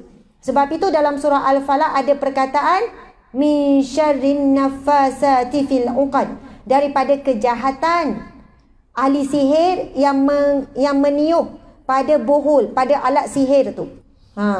Min syarrin nafasati fil 'uqad wa min syarri hasidin iza hasad, daripada kedengkian orang yang melakukan kedengkian. Orang berdeki ni memang ramai, tapi ada orang yang deki je lah hidawak mana-mana. Tapi yang bahayanya orang yang berdengki dan membuktikan ataupun mengikuti kedengkian dan buat sesuatu, iaitu menyihir. Tuan-tuan, puan-puan, muslimin, muslimat sekalian, sihir hari ni tak perlu jumpa Tok Romo, saya nak royak. Bukan nak ngajar sihir ni, tiba-tiba ustazah nak ngajar je. Tak. Hari ini saya pernah pergi ke satu universiti, kisah benar ni. Saya pergi ke universiti, saya jumpa seorang pensyarah. Lepas dah ceramah, pelajar universiti penuh dewan ni. Habis ceramah kan kita ada makan-makan. Masa tengah makan-makan tu, saya tanya kepada pensyarah, apa masalah besar pelajar-pelajar ni? Masalah utama pelajar-pelajar ni benda. Dan saya terkejut, saya tak sebutlah universiti mana, tapi universiti awam di Malaysia lah. Lepas tu, bila pensyarah tu jawab, ustazah, antara isu berat dan isu yang besar adalah masalah sihir. Sihir? Masalah mana, ustaz? Sebab yang menganjur tu pihak biro kerohanian. Dia sihir sama-sama pelajar. Kalau dia deki sama dia sihir sama-sama pelajar dalam sekolah. Lepas tu ada juga pelajar sihir kepada pensyarah. Kalau nak marah sangat ke pensyarah tu sekian-sekian. Macam mana ustaz boleh sebut gini? Apa bukti? Apa bukti? Dia kata, ustazah, kita kadang-kadang buat spot check barang-barang pelajar. Ada universiti yang masih ada kuasa ataupun dia buat benda-benda macam ni. Dan ustazah tahu apa yang mengejutkan? Kita jumpa banyak tangkal. Kita jumpa banyak alat-alat sihir. Kita jumpa dalam almari sekian-sekian. Dan memang pelajar-pelajar ini antara pelajar yang tinggi tahap stres, tahap kemurungan, tahap sekian-sekian. Sebab apa? Dia telah hidupnya bergantung kepada jin. Bila kita tanya belajar mana? Google internet. Hari ni budak muda, budak sekolah menengah, budak universiti, saya nak khabar, Google je mantra-mantra sihir. Nak buat orang tu tunduk, jadi macam semua ya je ke dia. Sihir apa? Ni jampi-jampi, bila orang tengok, orang kagum, jadi semua jatuh cinta. Pensyarah ni kata, ustazah, bila saya tanya orang puang, adalah dia punya tangkal, ada ni, kata ni benda ni. Saya baca ayat-ayat gini, supaya orang tengok, orang kagum, orang nampak saya comel, orang nak ke saya ramah, sekian-sekian. Rupanya belajar mana? Google internet. Na'udzubillah min zalik. Sebab tu ramai pelajar-pelajar tak tahu bakpa sakit, bakpa gini, sekian-sekian. Mungkin sebenarnya ada di kalangan kawan-kawan yang ada kedengkian. Min syarri hasidin iza hasad. Saya pernah jumpa tok-tok guru kan, orang-orang alim. Saya kata, ustaz, lagu mana, syekh, tok guru, apa amalan untuk pendidik diri? Sebut dua. Beramal dan yakin, baca dengan hati, ustazah, tadabbur, Al-Mu'awwizatain, dua surah ni. Qul huwallah, ya, qul huwallah kalau boleh 3 kurs sekaligus lah. Tapi 2 perlindungan ni, sampai Nabi kata, telah turun kepadaku pada malam ini 2 surah. Perlindungan yang tidak ada setara dengannya. Siapa yang beramal dengan surah ni, ia akan dapat perlindungan daripada Allah yang kita tidak tahu pun keburukan apa. Sebab itu Al-Falaq tu kan, bila kita baca Al-Falaq, bismillahirrahmanirrahim, qul a'udzu birabbil falaq min syarri ma khalaq, daripada segala kejahatan yang diciptakan. Dan kita tak tahu kejahatan dia. Termasuklah wabak, termasuklah virus yang boleh memudaratkan. Sebab itu kalau orang tanya amalan apa ustazah nak selamat ni, wabak apa semua ni, kalau pun dia positif pun, insya-Allah tak bagi mudarat. Sebab kita nampak ada ramai yang positif, Dan tak ada simptom, tak sakit, macam tak ada apa-apa, tapi positif. Maksudnya bukan maksudnya orang yang selamat daripada wabak semestinya dia tak kena langsung masuk selamat. Ada orang yang kena tapi dia tak bagi mudarat kepadanya. Daripada kejahatan makhluk yang jahat. Allahu Akbar, subhanallah. Jadi itulah dia antaranya muslimin, muslimat sekalian. Muslimin tu sebab ada yang ikut di live ni. Jadi saya nak memberi, nak menyerahkan. Saya tadi teringat pada kawan-kawan sama dalam satu grup tu, dia pesan dah saya. Asma dia cakap lama sangat, Wi Kak Ida cakap lama sikit. Akhirnya saya cakap sejam setengah dah. Masya Allah, tinggal setengah jam lagi. Jadi subhanallah dijemput kepada Ukhti Ustazah Wan Nur Hidayah Wan Fauzi untuk menyambung dan berkongsi tentang surah Al-Falaq insya-Allah. Jadi nampak tak surah An-Nahl tadi dah habis. Tapi balik baca sendiri. Itu insya-Allah afdal sebab bila kita baca lagi jeliya, faham sungguh-sungguh insya-Allah. Surah An-Nas tu. Alhamdulillah. Dipersilakan.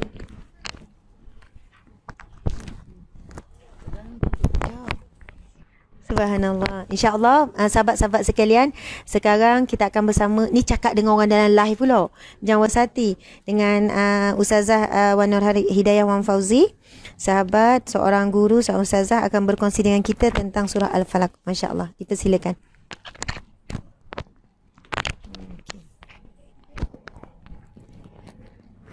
Kira sampai habis masa lah Kak Ida. Setengah jam Kak Ida. Kita cukup dah, minta maaf lah. Lama. Okey. Aduh. Bismillahirrahmanirrahim.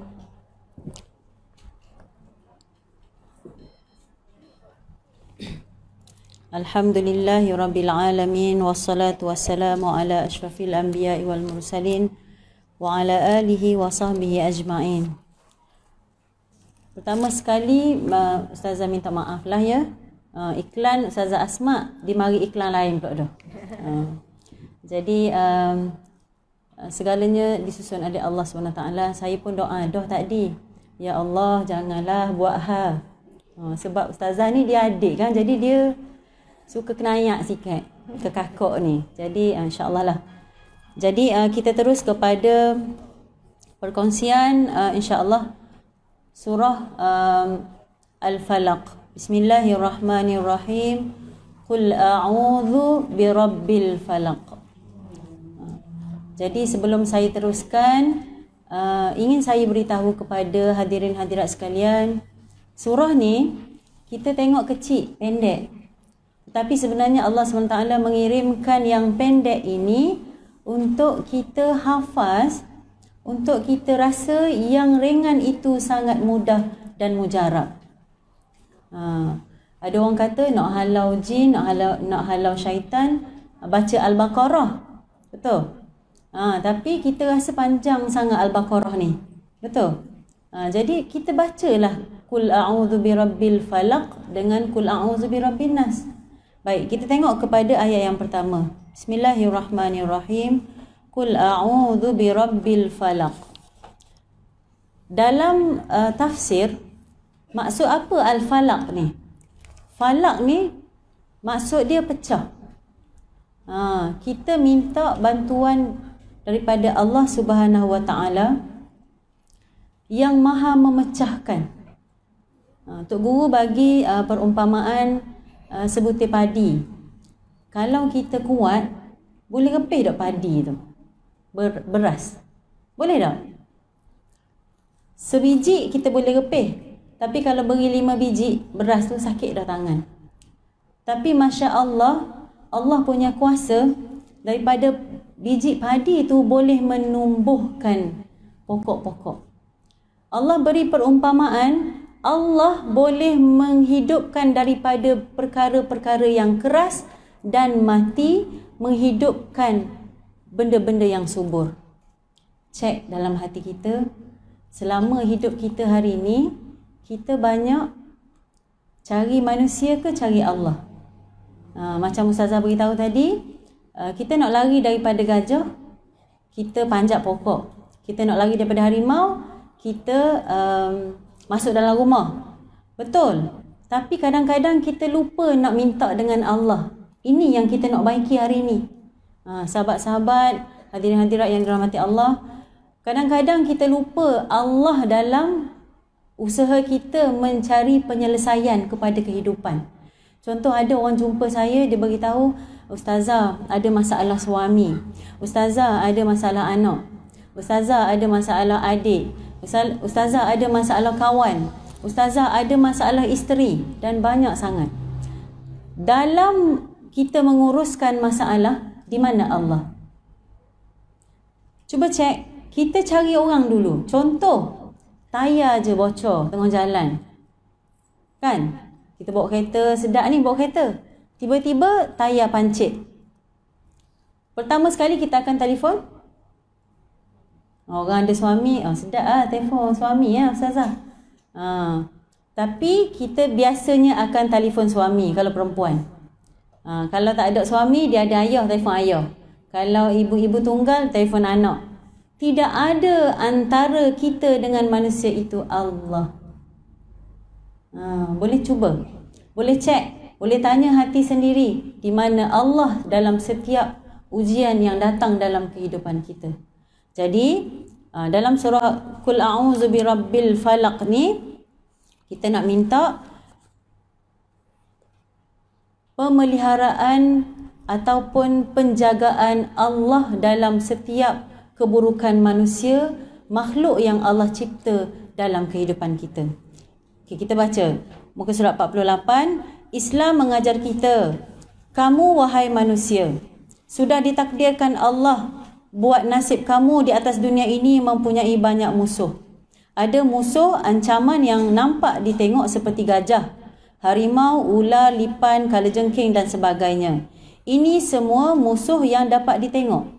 Satu lagi musuh yang tidak dapat ditengok. Inilah sebab yang paling penting menyebabkan kita mesti belajar agama, bagi membolehkan kita nampak, tengok secara mata hati musuh-musuh yang tidak nampak ditengok oleh ibunya, yakni ketuanya adalah syaitan.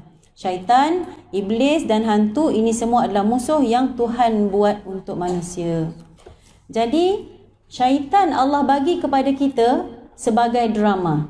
Kenapa Allah bagi? Kita tak boleh tanya. Sebab Allah yang mencipta. Allah ada cara tersendiri untuk menilai kita, melihat kita, menguji kita, meletakkan kita di mana di akhirat. Cipta kita tanpa ada ujian, hanya bagi orang kata ujian dari segi yang nampak di mata tadi tu, tidak nampak di hati tu. Kita akan hanya bergantung kepada kemampuan kita. Sedangkan yang selalu kita gagal ialah dalam hati. Fi sudurin nas ni. Fi sudur, dalam hati kita ni. Yang selalu kita gagal ialah pergantungan kita kepada Allah. Yang selalu kita bawa ialah pergantungan kita kepada makhluk. Baik. Seterusnya. Kalau kita hendak tanya Tuhan, bakpo Tuhan buat musuh yang tidak nampak ditengok? Nyak-nyolah ke aku, ataupun kasihanlah aku. Kita tidak boleh bertanya kepadanya kerana dia adalah Tuhan, manakala kita ini hanyalah hamba. Apabila kita ini hamba, jadi ikut dialah hendak buat apa, sebab kita ini hambanya. Cuma segala susah payah yang kita tanggung tidaklah sia-sia. Akhirat kelak ada balasan baik untuk mana-mana orang yang melawan musuh-musuh yang tidak nampak ditengok ini, iaitu melawan syaitan yang duduk di luar diri kita dan melawan nafsu yang duduk dalam diri kita. Kita lawan sungguh-sungguh serupa yang Nabi Muhammad sallallahu alaihi wasallam ajar. Insya-Allah kita akan beroleh pahala. Pahala-pahala ini serupa amba sebut sokma. Ia ialah pitis, yakni duit. Hendak bubuh nama ringgit, dolar, emas atau perak, bubuh sahajalah. Pahala ini adalah pitis. Mana-mana perkara yang kita buat dapat pahala, maknanya kita beroleh pitis. Bila sebut pitis, orang Terengganu sebut pitis tak? Nak gaji dekat dia ni, berkira-kira. Ustazah kata beli nokza. Saya kata tengok Shopee. Sebab memang tunggu gaji nak beli barang kat Shopee. Ke makcik dok kenal Shopee? Orang pada meeting kenal belah ke Shopee. InsyaAllah. Jadi kita tunggu duit masuk, gaji masuk. Yang tak ada gaji, sales masuk. Yang tak ada sales, duit daripada kerajaan masuk. bantuan-bantuan masuk. Yang tak ada bantuan, duit anak bagi. InsyaAllah semua ada. Jadi kita diibaratkan pahala ni seperti pitis ataupun duit. Mana-mana perkara yang kita buat dapat pahala, maknanya kita beroleh pitih. Walaupun tidak laku digunakan di sini di dunia, tetapi laku di akhirat. Akhirat kelak hendak makan dan minum, semuanya dibeli dengan pahala belaka. Jadi Allah SWT sebenarnya memberi kita satu perasaan nafsu yang sukakan kepada duit, yang sukakan kepada pitih, yang sukakan kepada kebendaan. Sebenarnya itu adalah nak bagi hati kita seronok. Sebenarnya orang yang seronok ialah bukan pitih.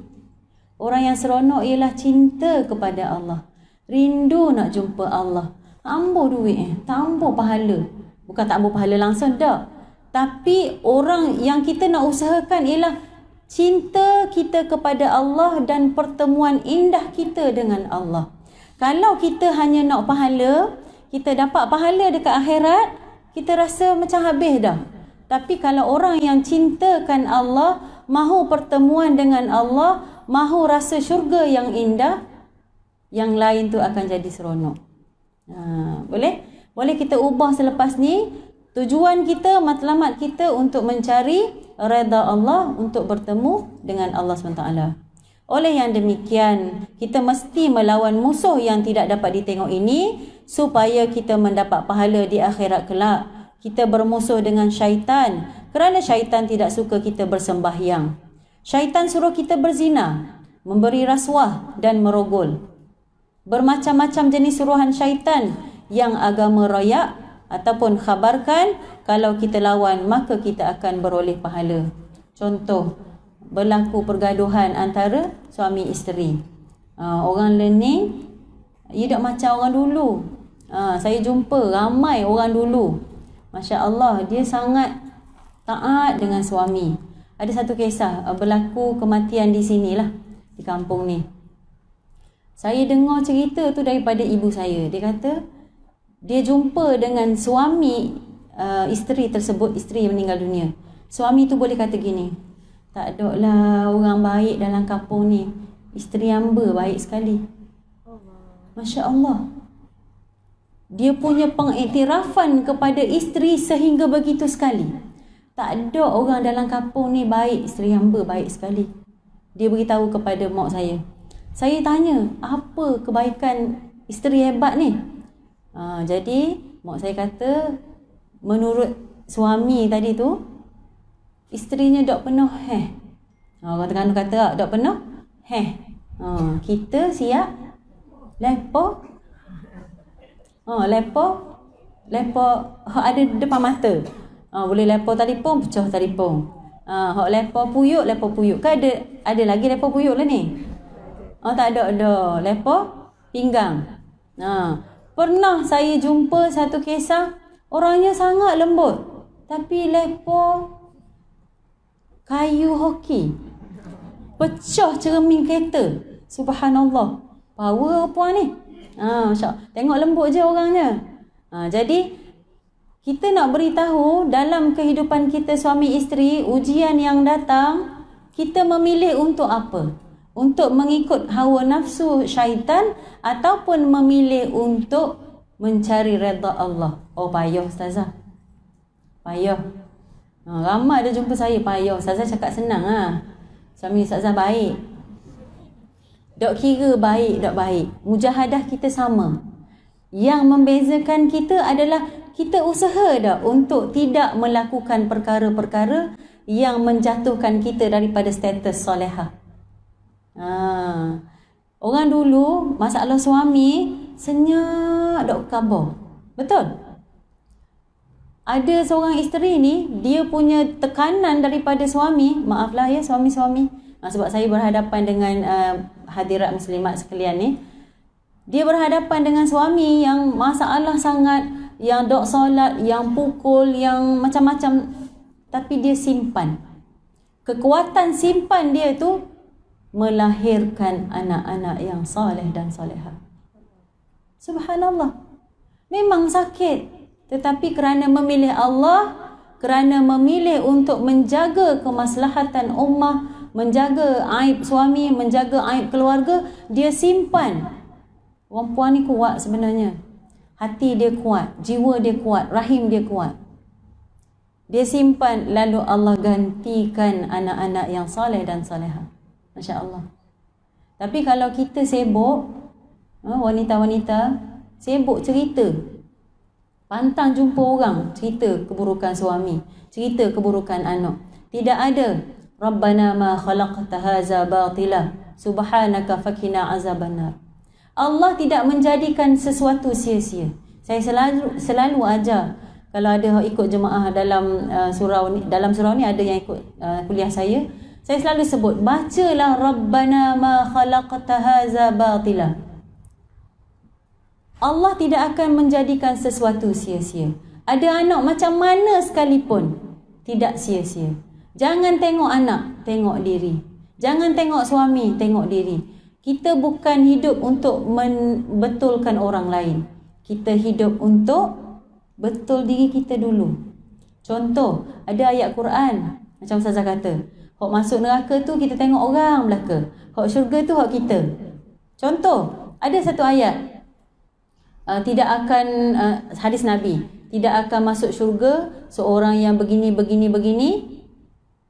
yang tidak menjaga lidah, contoh, yang tidak menutup aurat, contoh. Lepas tu ada di bawah tu yang tidak membayar hutang, contoh. Jadi dia pun ambil yang tidak bayar hutang tu sebab orang tak bayar hutang dia. Dia pun kata, oh ini adalah orang tu. Sedangkan yang pertama tadi tu, yang tidak menjaga lidah tu dia. Dia dah ingat. Dia orang yang suka leza. Dia suka mengadu domba. Mengadu domba tahu? Dalam surah Al-Falaq ni ada. Hasad dengki dan membawa kepada mengadu domba. Jadi hidup kita ni untuk memperbaiki diri, bukan untuk mengubah orang lain. Innallaha la yughayyiru ma biqaumin hatta yughayyiru ma bi anfusihim. Sesungguhnya Allah tidak akan mengubah nasib sesuatu kaum kecuali diri mereka sendiri yang berubah. Kita cek kita dulu, solat kita macam mana? Solat kita tadi macam mana? Ustazah kata solat kita kena dengan faham makna. Tapi solat kita laju. Ada lagi saya jumpa solat laju walaupun hadir kuliah. Kita perbaiki solat. Wanita-wanita ni tak ada benda lain yang kena jaga. Setelah tutup aurat sempurna, setelah jaga penampilan dan sebagainya, yang paling utama sekali jaga solat. Pergi sembahyang tapi dalam masjid cakap orang. Oh, saya kaki surau. Tapi dalam surau bercerita tentang orang lain. Enak, lazat, seronok. Bahkan tertunggu-tunggu esok nak jumpa. Nak jumpa Ustazah Hidayah esok. Nak cerita. Cerita dalam surau. Boleh ada penyelesaian masalah dalam surau, tetapi kena pandai kontrol. Ya? Okey, kita terus lagi. Artinya kalau kita ini orang berpolitik, apabila kita menjadi wakil rakyat atau pegawai kerajaan, maka rasuah mesti kita tolak. Ni iman di depan. Walaupun tidak beroleh pitih, tetapi kita akan beroleh pahala. Pitih kita boleh cari dengan cara lain. Meniaga, makan gaji, berjual atau apa sahaja cara untuk beroleh pitih. Okey. Baik. Tengok ayat seterusnya. Dalam surah An-Nahlu, Allah SWT menyebut, فَإِذَا قَرَأْتَ الْقُرْآنَ فَاسْتَعِذْ بِاللَّهِ مِنَ الشَّيْطَانِ الرَّجِيمِ. Apabila engkau membaca Al-Quran, maka engkau hendaklah terlebih dahulu memohon perlindungan daripada Allah. Kita nak baca Quran. Baik tak baca Quran? Baik. Tapi masa baca, hati kita lari dah. Sedap suara aku. Kalau banding dengan suara Tok Imam surah tu, sedap suara aku lagi. Masya Allah. Ada apa di situ? Ada ujub. Dah jadi tajwid set dia. Set kita kok sedap. Tajwid out. Masya Allah. Masya Allah. kita sentiasa merasakan kita hebat. Sedangkan apa yang Allah bagi pada kita itu hanyalah pinjaman. Dan jangan kerana pinjaman Allah itu menjerumuskan kita ke dalam neraka. Na'udzubillah. Penat kita berusaha pandai mengaji, belajar ke mana-mana mengaji. Guru dengan orang ni, berguru dengan orang ni. Tetapi soal lidah kita tak jaga. Senang-senang kita kata korang. Tak ada usaha pun untuk kita pergi jumpa ke doa. Ada doa tak? Tak jadi gitu. Kita belajar bukan gitu. Kita belajar gini. Tak jadi set dia dok soh semayang. Jangan menghukum secepat itu. Doa dulu. Ya Allah, sian dia. Setakat saya belajar gini, dia salah sikit tu Allah. Mintalah dulu dengan Allah. Kadang-kadang kita tak ada Allah. Kita makhluk kita makhluk. Hebat kita, hebat makhluk. Hebat makhluk, hebat kita. Tidak ada Allah. Sebab tu kita nak berlindung daripada kejahatan-kejahatan manusia, kejahatan-kejahatan bisikan syaitan. Qul a'udzu birabbil falaq. Qul a'udzu birabbil falaq min syarri ma khalaq. Daripada keburukan yang diciptakan. Siapa ciptakan keburukan? Siapa? Manusia ciptakan keburukan. Siapa izinkan? Allah. Jadi kalau ada keburukan singgah dalam hidup kita, pulangkan pada Allah. Allah, terima kasih keburukan ni singgah pada saya, Allah izin. Ada keburukan yang tak singgah pada kita. Orang sihir tak kena. Betul? Ada tak? Ada. Mungkin asbab amalan dia. Mungkin asbab doa dia. Sihir. Tujuh tak kena. Kena kau nak lepes semua. Kan kena jiran dia. Kan kena anak dia. Kan kena pak saudara dia. Kan? Ada isu sihir menyihir. Dan benda tu ada. Cuma di hari ini saya ambil peluang nak tanya. Di mana hati kita saat kita menerima sihir? Adakah besar sihir itu ataupun besar Allah? Sihir dengan Allah siapa besar? Allah besar. Jadi masa dapat sihir, pulangkan pada Allah. Ya Allah, Allah yang mengizinkan sihir. Kecil kan sihir? Masalah kita ialah kita besarkan sihir tu. Ya Allah, Ustazah dok kena. Tak boleh bangun. Ustazah tahu tak, kita bangun ratu raya atau rumah. Kita nampak anak kita tu bedang habis ni. Dia punya bahasa. Ya, saya faham. Saya juga pernah melihat dan pernah menyaksikan depan mata. Tetapi kita nak didik bagaimana kita menerima sihir itu, buang kebesaran sihir, masukkan kebesaran Allah. Itu yang selalu kita gagal. Kat situ saya kata Allah bagi kul huwallahu ahad, kul a'udzu birabbil falaq, kul a'udzu birabbin nas. Kita baca dalam salat, kita baca sambil lewa. Tidak ada penghayatan. Masya Allah. Rugi. Kan? Kualiti ibadah kita macam mana? Kualiti solat kita macam mana? Kita solat duha 12 rakaat. Bacaan kita tak ada roh. Lebih baik kita solat duha 2 rakaat tapi bacaan kita ada roh. Kita faham permintaan kita pada Allah dalam setiap lafaz kita. Dalam setiap ayat yang kita baca. Qul a'udzu birabbil falaq. Diam. Min syarri ma khalaq. Diam. Ni qul a'udzu birabbil falaq min syarri ma khalaq. Tak mau buka mulut pula tu. Min syarri ghasiqin idza waqab. Kan? Ustazah kata sambil-sambil boleh ingat nak masuk apa hari ni. Masya Allah. Baik, kita sambung. Habis masa dah. Sikit lagi.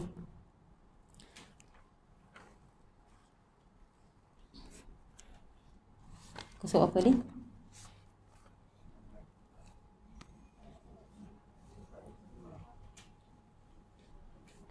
Okey, sambung 50. Apabila kita hendak membaca Al-Quran, sama ada membaca sebuah Al-Quran atau satu ayat, maka disunatkan menyebut A'udzu billahi minasyaitonir rajim. Tadilah baca Quran ada dah lintasan. Minta dulu bantuan daripada Allah, pemeliharaan daripada Allah. Wahai Tuhan, aku hendak minta kepadamu supaya peliharalah aku. Aku hendak minta engkau lindungkan aku daripada syaitan ar-rajim, iaitu syaitan yang kena rejam dan kena baling. Saya suka bawa dalam kuliah saya, kita kena cakap dengan Allah ni. Adab tu ada adab dengan Allah. Tetapi kadang-kadang kita boleh bermanja dengan Allah ni. Pernah tak manja dengan Allah? Dah. Manja ngekasih je dulu. Lepas tu panikah tak manja dah. Ayah mong, pak mong. Ayah dia, mak dia. Suruh agak mak dia tu. Mak dia masak nasi lagi, mak dia. Padahal bini kita. Pak mong, padahal suami kita. Tak ada dah, abang tak boleh panggil abang, geli. Masya Allah. Kenapa kita mengorbankan keindahan rumah tangga tu? Malu ke siapa? Masa kasih boleh tak macam ni? Subhanallah. Masa kasih boleh panggil abang, boleh panggil sayang. Bila kahwin tak ada dah keindahan tu. Jadi bermanja yang saya anjurkan juga ialah bermanja dengan Allah. Allah, saya nak pergi bandar ni. Rajin tak minta gitu? Tolong ijarkan belaka traffic light. Ada tak? Tak ada. Dah sebab bandar tu dengan kemampuan kita, dengan kereta yang kita bawa, Mercedes, mesti sapa, laju 5 minit nak kena sapa. Bukan kereta yang menyampaikan kita, bukan traffic light hijau yang menyampaikan kita, yang mempercepatkan masa kita, tapi Allah. Situ kita nak beki. Manjalah dengan Allah, minta dengan Allah, selalu cakap dengan Allah. Allah, anak saya ni Allah. Kalau cakap kasar kan, anak aku Allah tak sabar. Ke ada sanggup gitu? Dalam doa mungkin, tapi kalau bercakap bermanja dengan Allah, Allah, anak saya Allah. Minta dengan Allah. Syaitan ni Tuhan letakkan sifat ar-rajim. Asy-syaitan ar-rajim. Dari segi bahasa, asy-syaitan itu sifat. Sifat mausuf. Asy-syaitan ar-rajim. Sifat mausuf kat situ. Sifat syaitan itu direjam. Bukan kita sifat salihah, sifat yang baik. Bukan. Sifat syaitan itu sendiri akan direjam. Yang kena tagu, kata Tok Guru. Yang kena lontar. Macam anjing masuk pagar, kita tagu. Lembu dan kerbau orang masuk pagar, kita tagu. Tagu tu lempar sesuatu. Atau budak-budak jahat, kita hambat, halau. Begitulah keadaan syaitan, bahasa jenis kena tagu. Maksudnya, syaitan ini memang akan direjam. Apabila menyebut a'udzubillahi minasyaitonir rajim, artinya kita minta kepada Tuhan supaya tolong lindungi kita daripada syaitan. Tidak ada cara lain selain kita minta kepada Tuhan supaya lindungkan kita. Di samping kita minta Tuhan melindungi kita, kita kena usaha juga. Ingat ya, kita kena usaha juga supaya kita terlindung daripada syaitan. Jangan turut ikut benda-benda yang syaitan mahu. InsyaAllah hati kita akan putus angin. Hendak berkawan dengan syaitan dan Allah Ta'ala akan tagur jauh-jauh daripada kita. Saya ulang, Allah Ta'ala akan tagur. Tapi macam mana nak bagi Allah tagur? Macam mana nak bagi Allah hambat syaitan daripada kita? Kita kena usaha. Kak, tahu tak? Jirang sebelah tu, dia berat sikit tau. Suami duduk balik lama. Start orang buka mulut bercakap tentang orang lain, apa tindakan kita? Ayat Allah dalam surah Al-Humazah. Wailul likulli humazatil lumazah. Tak ingat makna Ustazah. Mudah apa tu? Baca. Hafal daripada kecil. Wailul likulli humazatil lumazah. Orang yang mengumpat fitnah.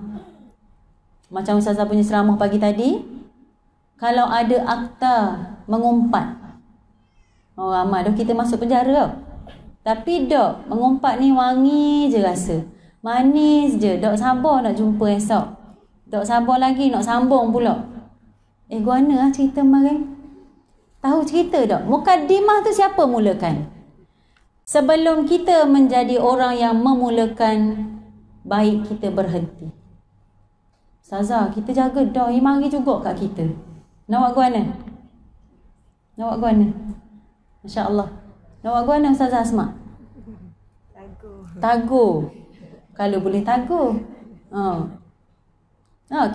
Kita jaga dah ni. Kita duduk dalam surau ni, pegang Quran, tak mahu orang jumpa, tak mahu cakap.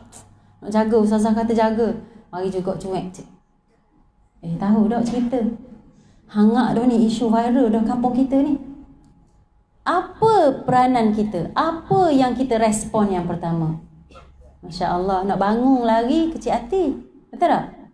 Jaga juga maruah dia. Dia ni bangun selalu. Cari pasal pula kita. Yang pertama sekali, diam. Boleh diam tak? Tak boleh Ustazah. Kita berakhir cakap banyak. Kata Kak Na. Kak Na. Mana Kak Na? Kita tak boleh Ustazah. Kita memang berakhir cakap. Kalau duduk bawah pokok petang-petang tu memang nak cakap berasa. Rasa lepas hawa. Lepas hawa. Betul, seronok di hati kita tetapi tidak seronok di dalam catatan malaikat. Masya Allah. Kita kena ingat bersama kita ada malaikat yang mencatat. Kasihanilah dia. Ya Allah. Saya selalu cakap dengan anak murid saya. Nanti dia di mahsyar, kehidupan kita akan dibentangkan oleh Allah. Kita akan diberikan buku catatan amalan. Bila kita dapat buku catatan amalan, saya cakap dengan anak murid, kita berlakonlah. Buka pertama game, buka buku kedua game, buka buku ketiga Facebook, buka buku keempat novel. Banyaknya catatan semua hal dunia. Mana baca Quran? Ada baca Quran sikit je. Antara amalan yang kita nak persembahkan kepada Allah, lebih banyak amalan yang mungkar yang kita bawa. Na'udzubillah. Ya. Jadi pada petang yang barakah ini kita ambil surah 2 mu'awwizataini, Qul a'udzu birabbil falaq dengan Qul a'udzu birabbin nas. Kita jadikan pakaian hati. Ya Allah, kita nak berlindung dengan Allah. Walaupun datanglah manusia, datanglah apa sahaja makhluk yang Allah izinkan, perlindungan harus daripada Allah. Boleh kita nak ikhtiar mencari ustaz, cari apa orang kata tukang urut, tukang apa terapi ke apa-apa, tapi minta dengan Allah dulu. Dalam perjalanan kita itu minta dengan Allah. Dalam usaha kita ada Allah. Itu baru comel. Jadi insya-Allah saya sudahi sedikit perkongsian pada petang ni. Ustazah Asma punya akalan ni, insya-Allah. Wahai manusia, kamu kena reti. 52. Betapa baiknya aku ini. Allah ni maha baik. Allah ni, kita berdosa pun Allah masih bagi nikmat. Betul? Kita tengok orang kafir, tak ada pun sebut Allah dalam hidup dia, tapi kaya. Itu kasih Allah. Jadi kita kena ingat, wahai manusia, kamu kena reti bahawa betapa baiknya aku ini, supaya kamu boleh hidup sampai begitu sekali. Kita hidup sampai gini sekali hari ni. Guana, ada melarat ke? Kuruh kering ke? Ada ke dalam ni? Kuruh kering sampai tak boleh makan?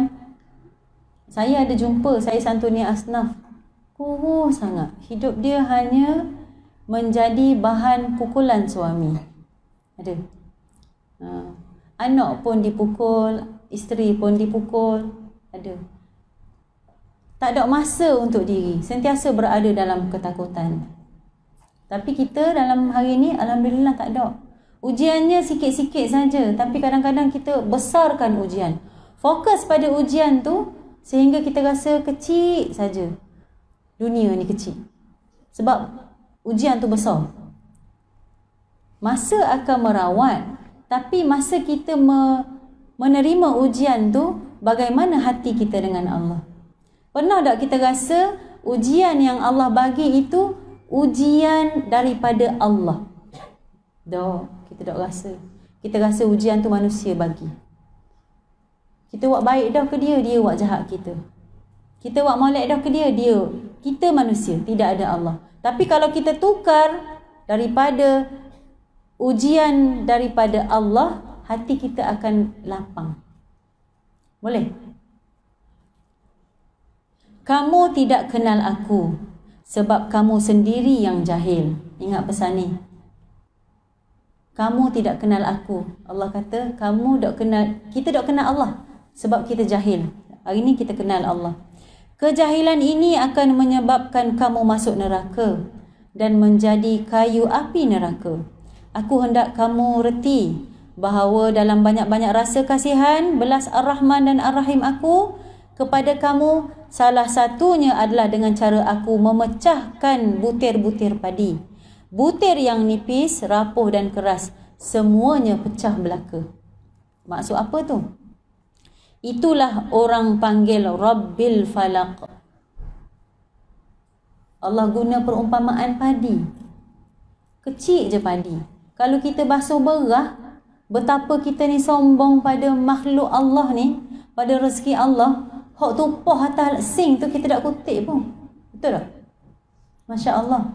Tapi kalau orang yang halus hatinya, berhati-hati saat mencurah air.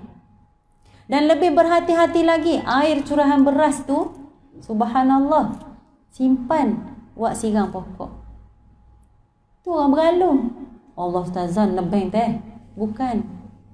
Saya bukan kata saya. Saya cuba juga buat. Sebab saya ni orang caduh juga. Masa basuh berah tu, tupah-tupah tu dak kutip dah. Awu piti banyak. Masya Allah kan? Tak apalah setir dua tu kacamata. Tetapi saat kita belajar betapa cantiknya Allah mencipta sebiji beras, subhanallah, kita akan menikmati betapa sayangnya butir beras ni jatuh dalam longkang. Betul? Kita nak didik hati. Masya Allah.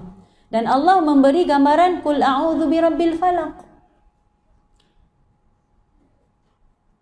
Malam semalam gelap guguk.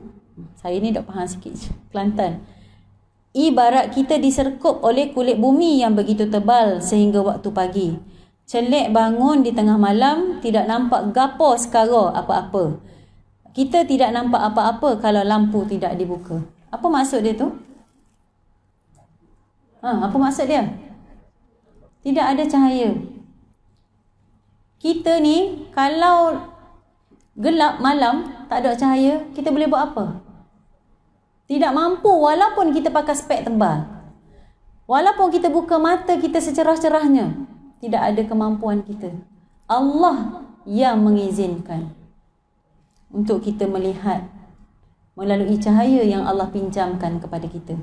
Seolah-olah Tuhan hendak berkata, walaupun tidak ada lampu, tetapi pagi ini aku telah pecahkan malam. Jongo tu bit.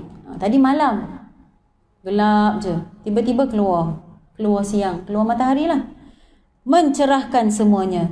Sama ada Al-Falaq bermaksud memecahkan dunia dari gelap kepada cerah, ataupun memecahkan segala benih-benih bijian bagi membolehkan manusia menumpang hidup kerana adanya biji-bijian seperti gandum, jagung, padi atau apa sahaja yang menjadi sumber makanan makhluk di muka bumi, di muka dunia.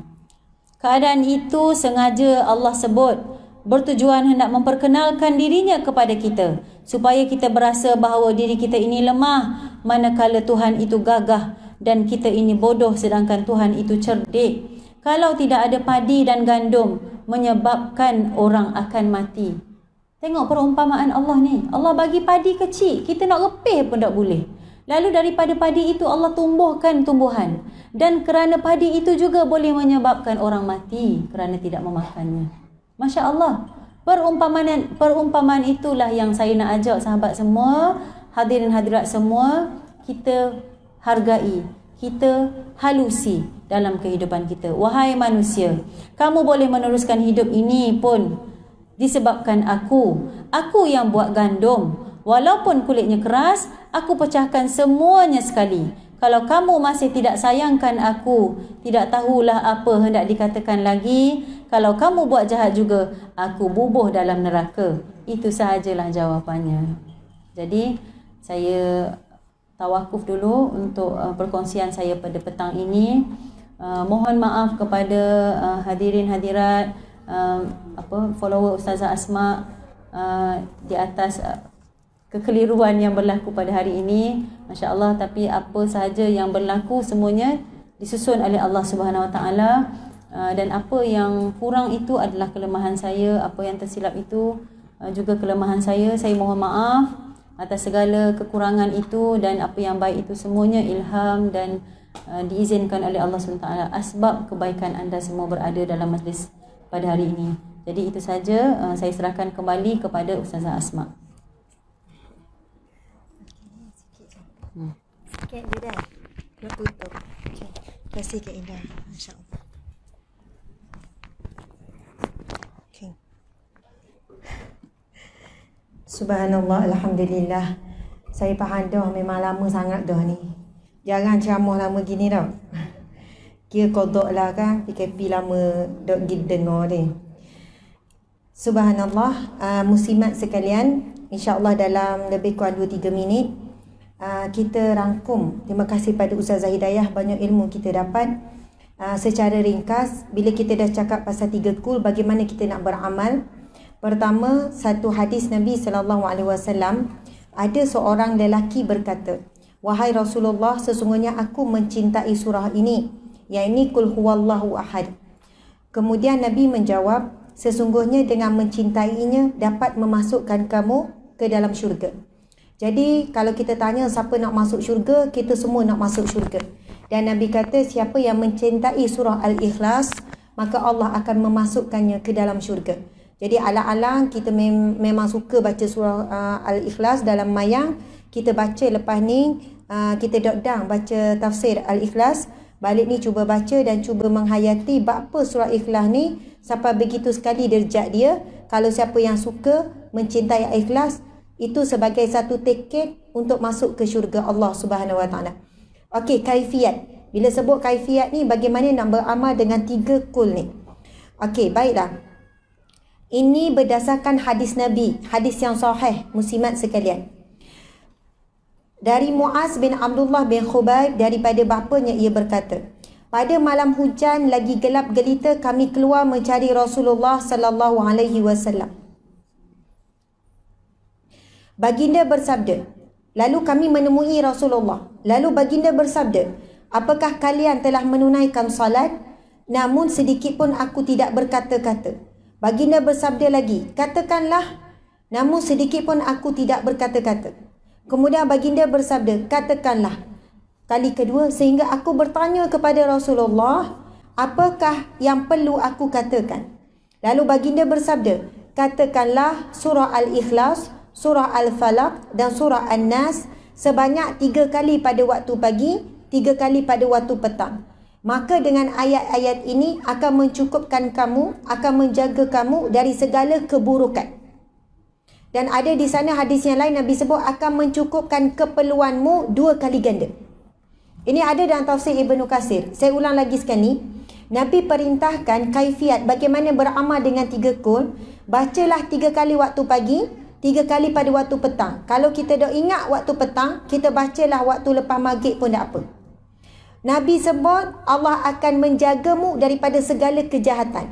Dalam matan hadis yang lain Nabi sebut Allah akan mencukupkan kamu 2 kali ganda. Padahal kalau sekali ganda cukup dah kita ni. Tetapi dengan kita beramal 3 kali pagi, 3 kali petang, Allah akan mencukupkan kamu 2 kali. Subhanallah. Jadi sekarang ni kalau kita ada masalah tu, masalah ni, masalah rezeki ke, masalah suami ke, anak ke, soalan tu, bakpalah Allah, bakpa, bagi kepada diri kita semula. Mungkin ansar dah masuk. Kemudian yang terakhir kaifiat, Rasulullah sallallahu alaihi wasallam memerintahkan kepadaku untuk membaca surah ini pada setiap kali lepas solat. Ketiga, amalan Nabi baca 3 kul sebelum tidur.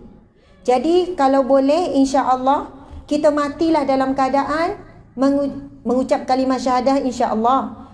Tapi dalam keadaan kita mencintai 3 surah ini menjadi keamalan kita waktu bila? 3 kali pagi, 3 kali petang.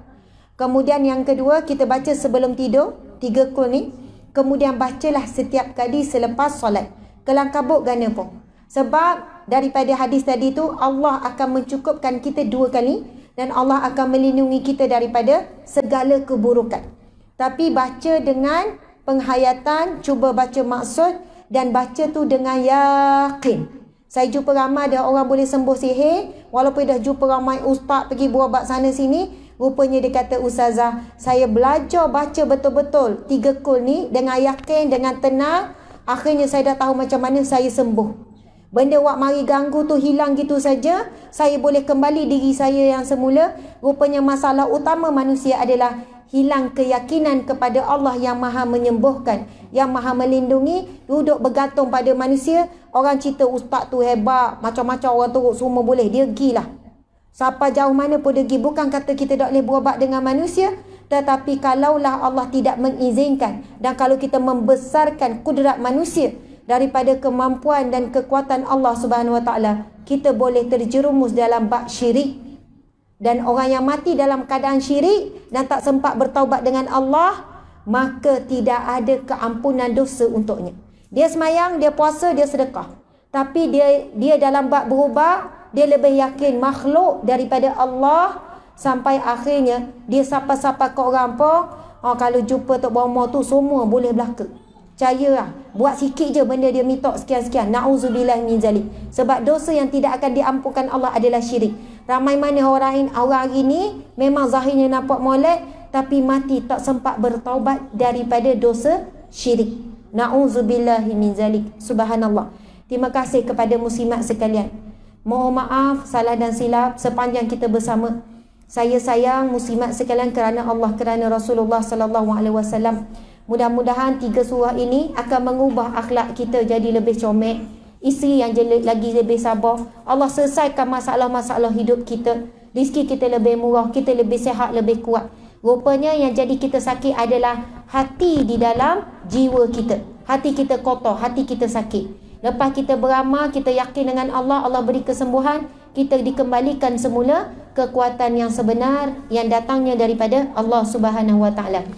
Terima kasih pada semua. Terima kasih kepada Ustazah Hidayah. Terima kasih kepada surah Al-Hikmah. Terima kasih kepada semua yang ikut kita di live FB dan juga di Instagram. Sekian di RTM. Subhanallah, ada rakaman daripada pihak RTM. Terima kasihlah kepada semua. Moga Allah kumpulkan kita kembali di syurga. Amin ya rabbal alamin. Sekian. Assalamualaikum warahmatullahi wabarakatuh. Subhanallah.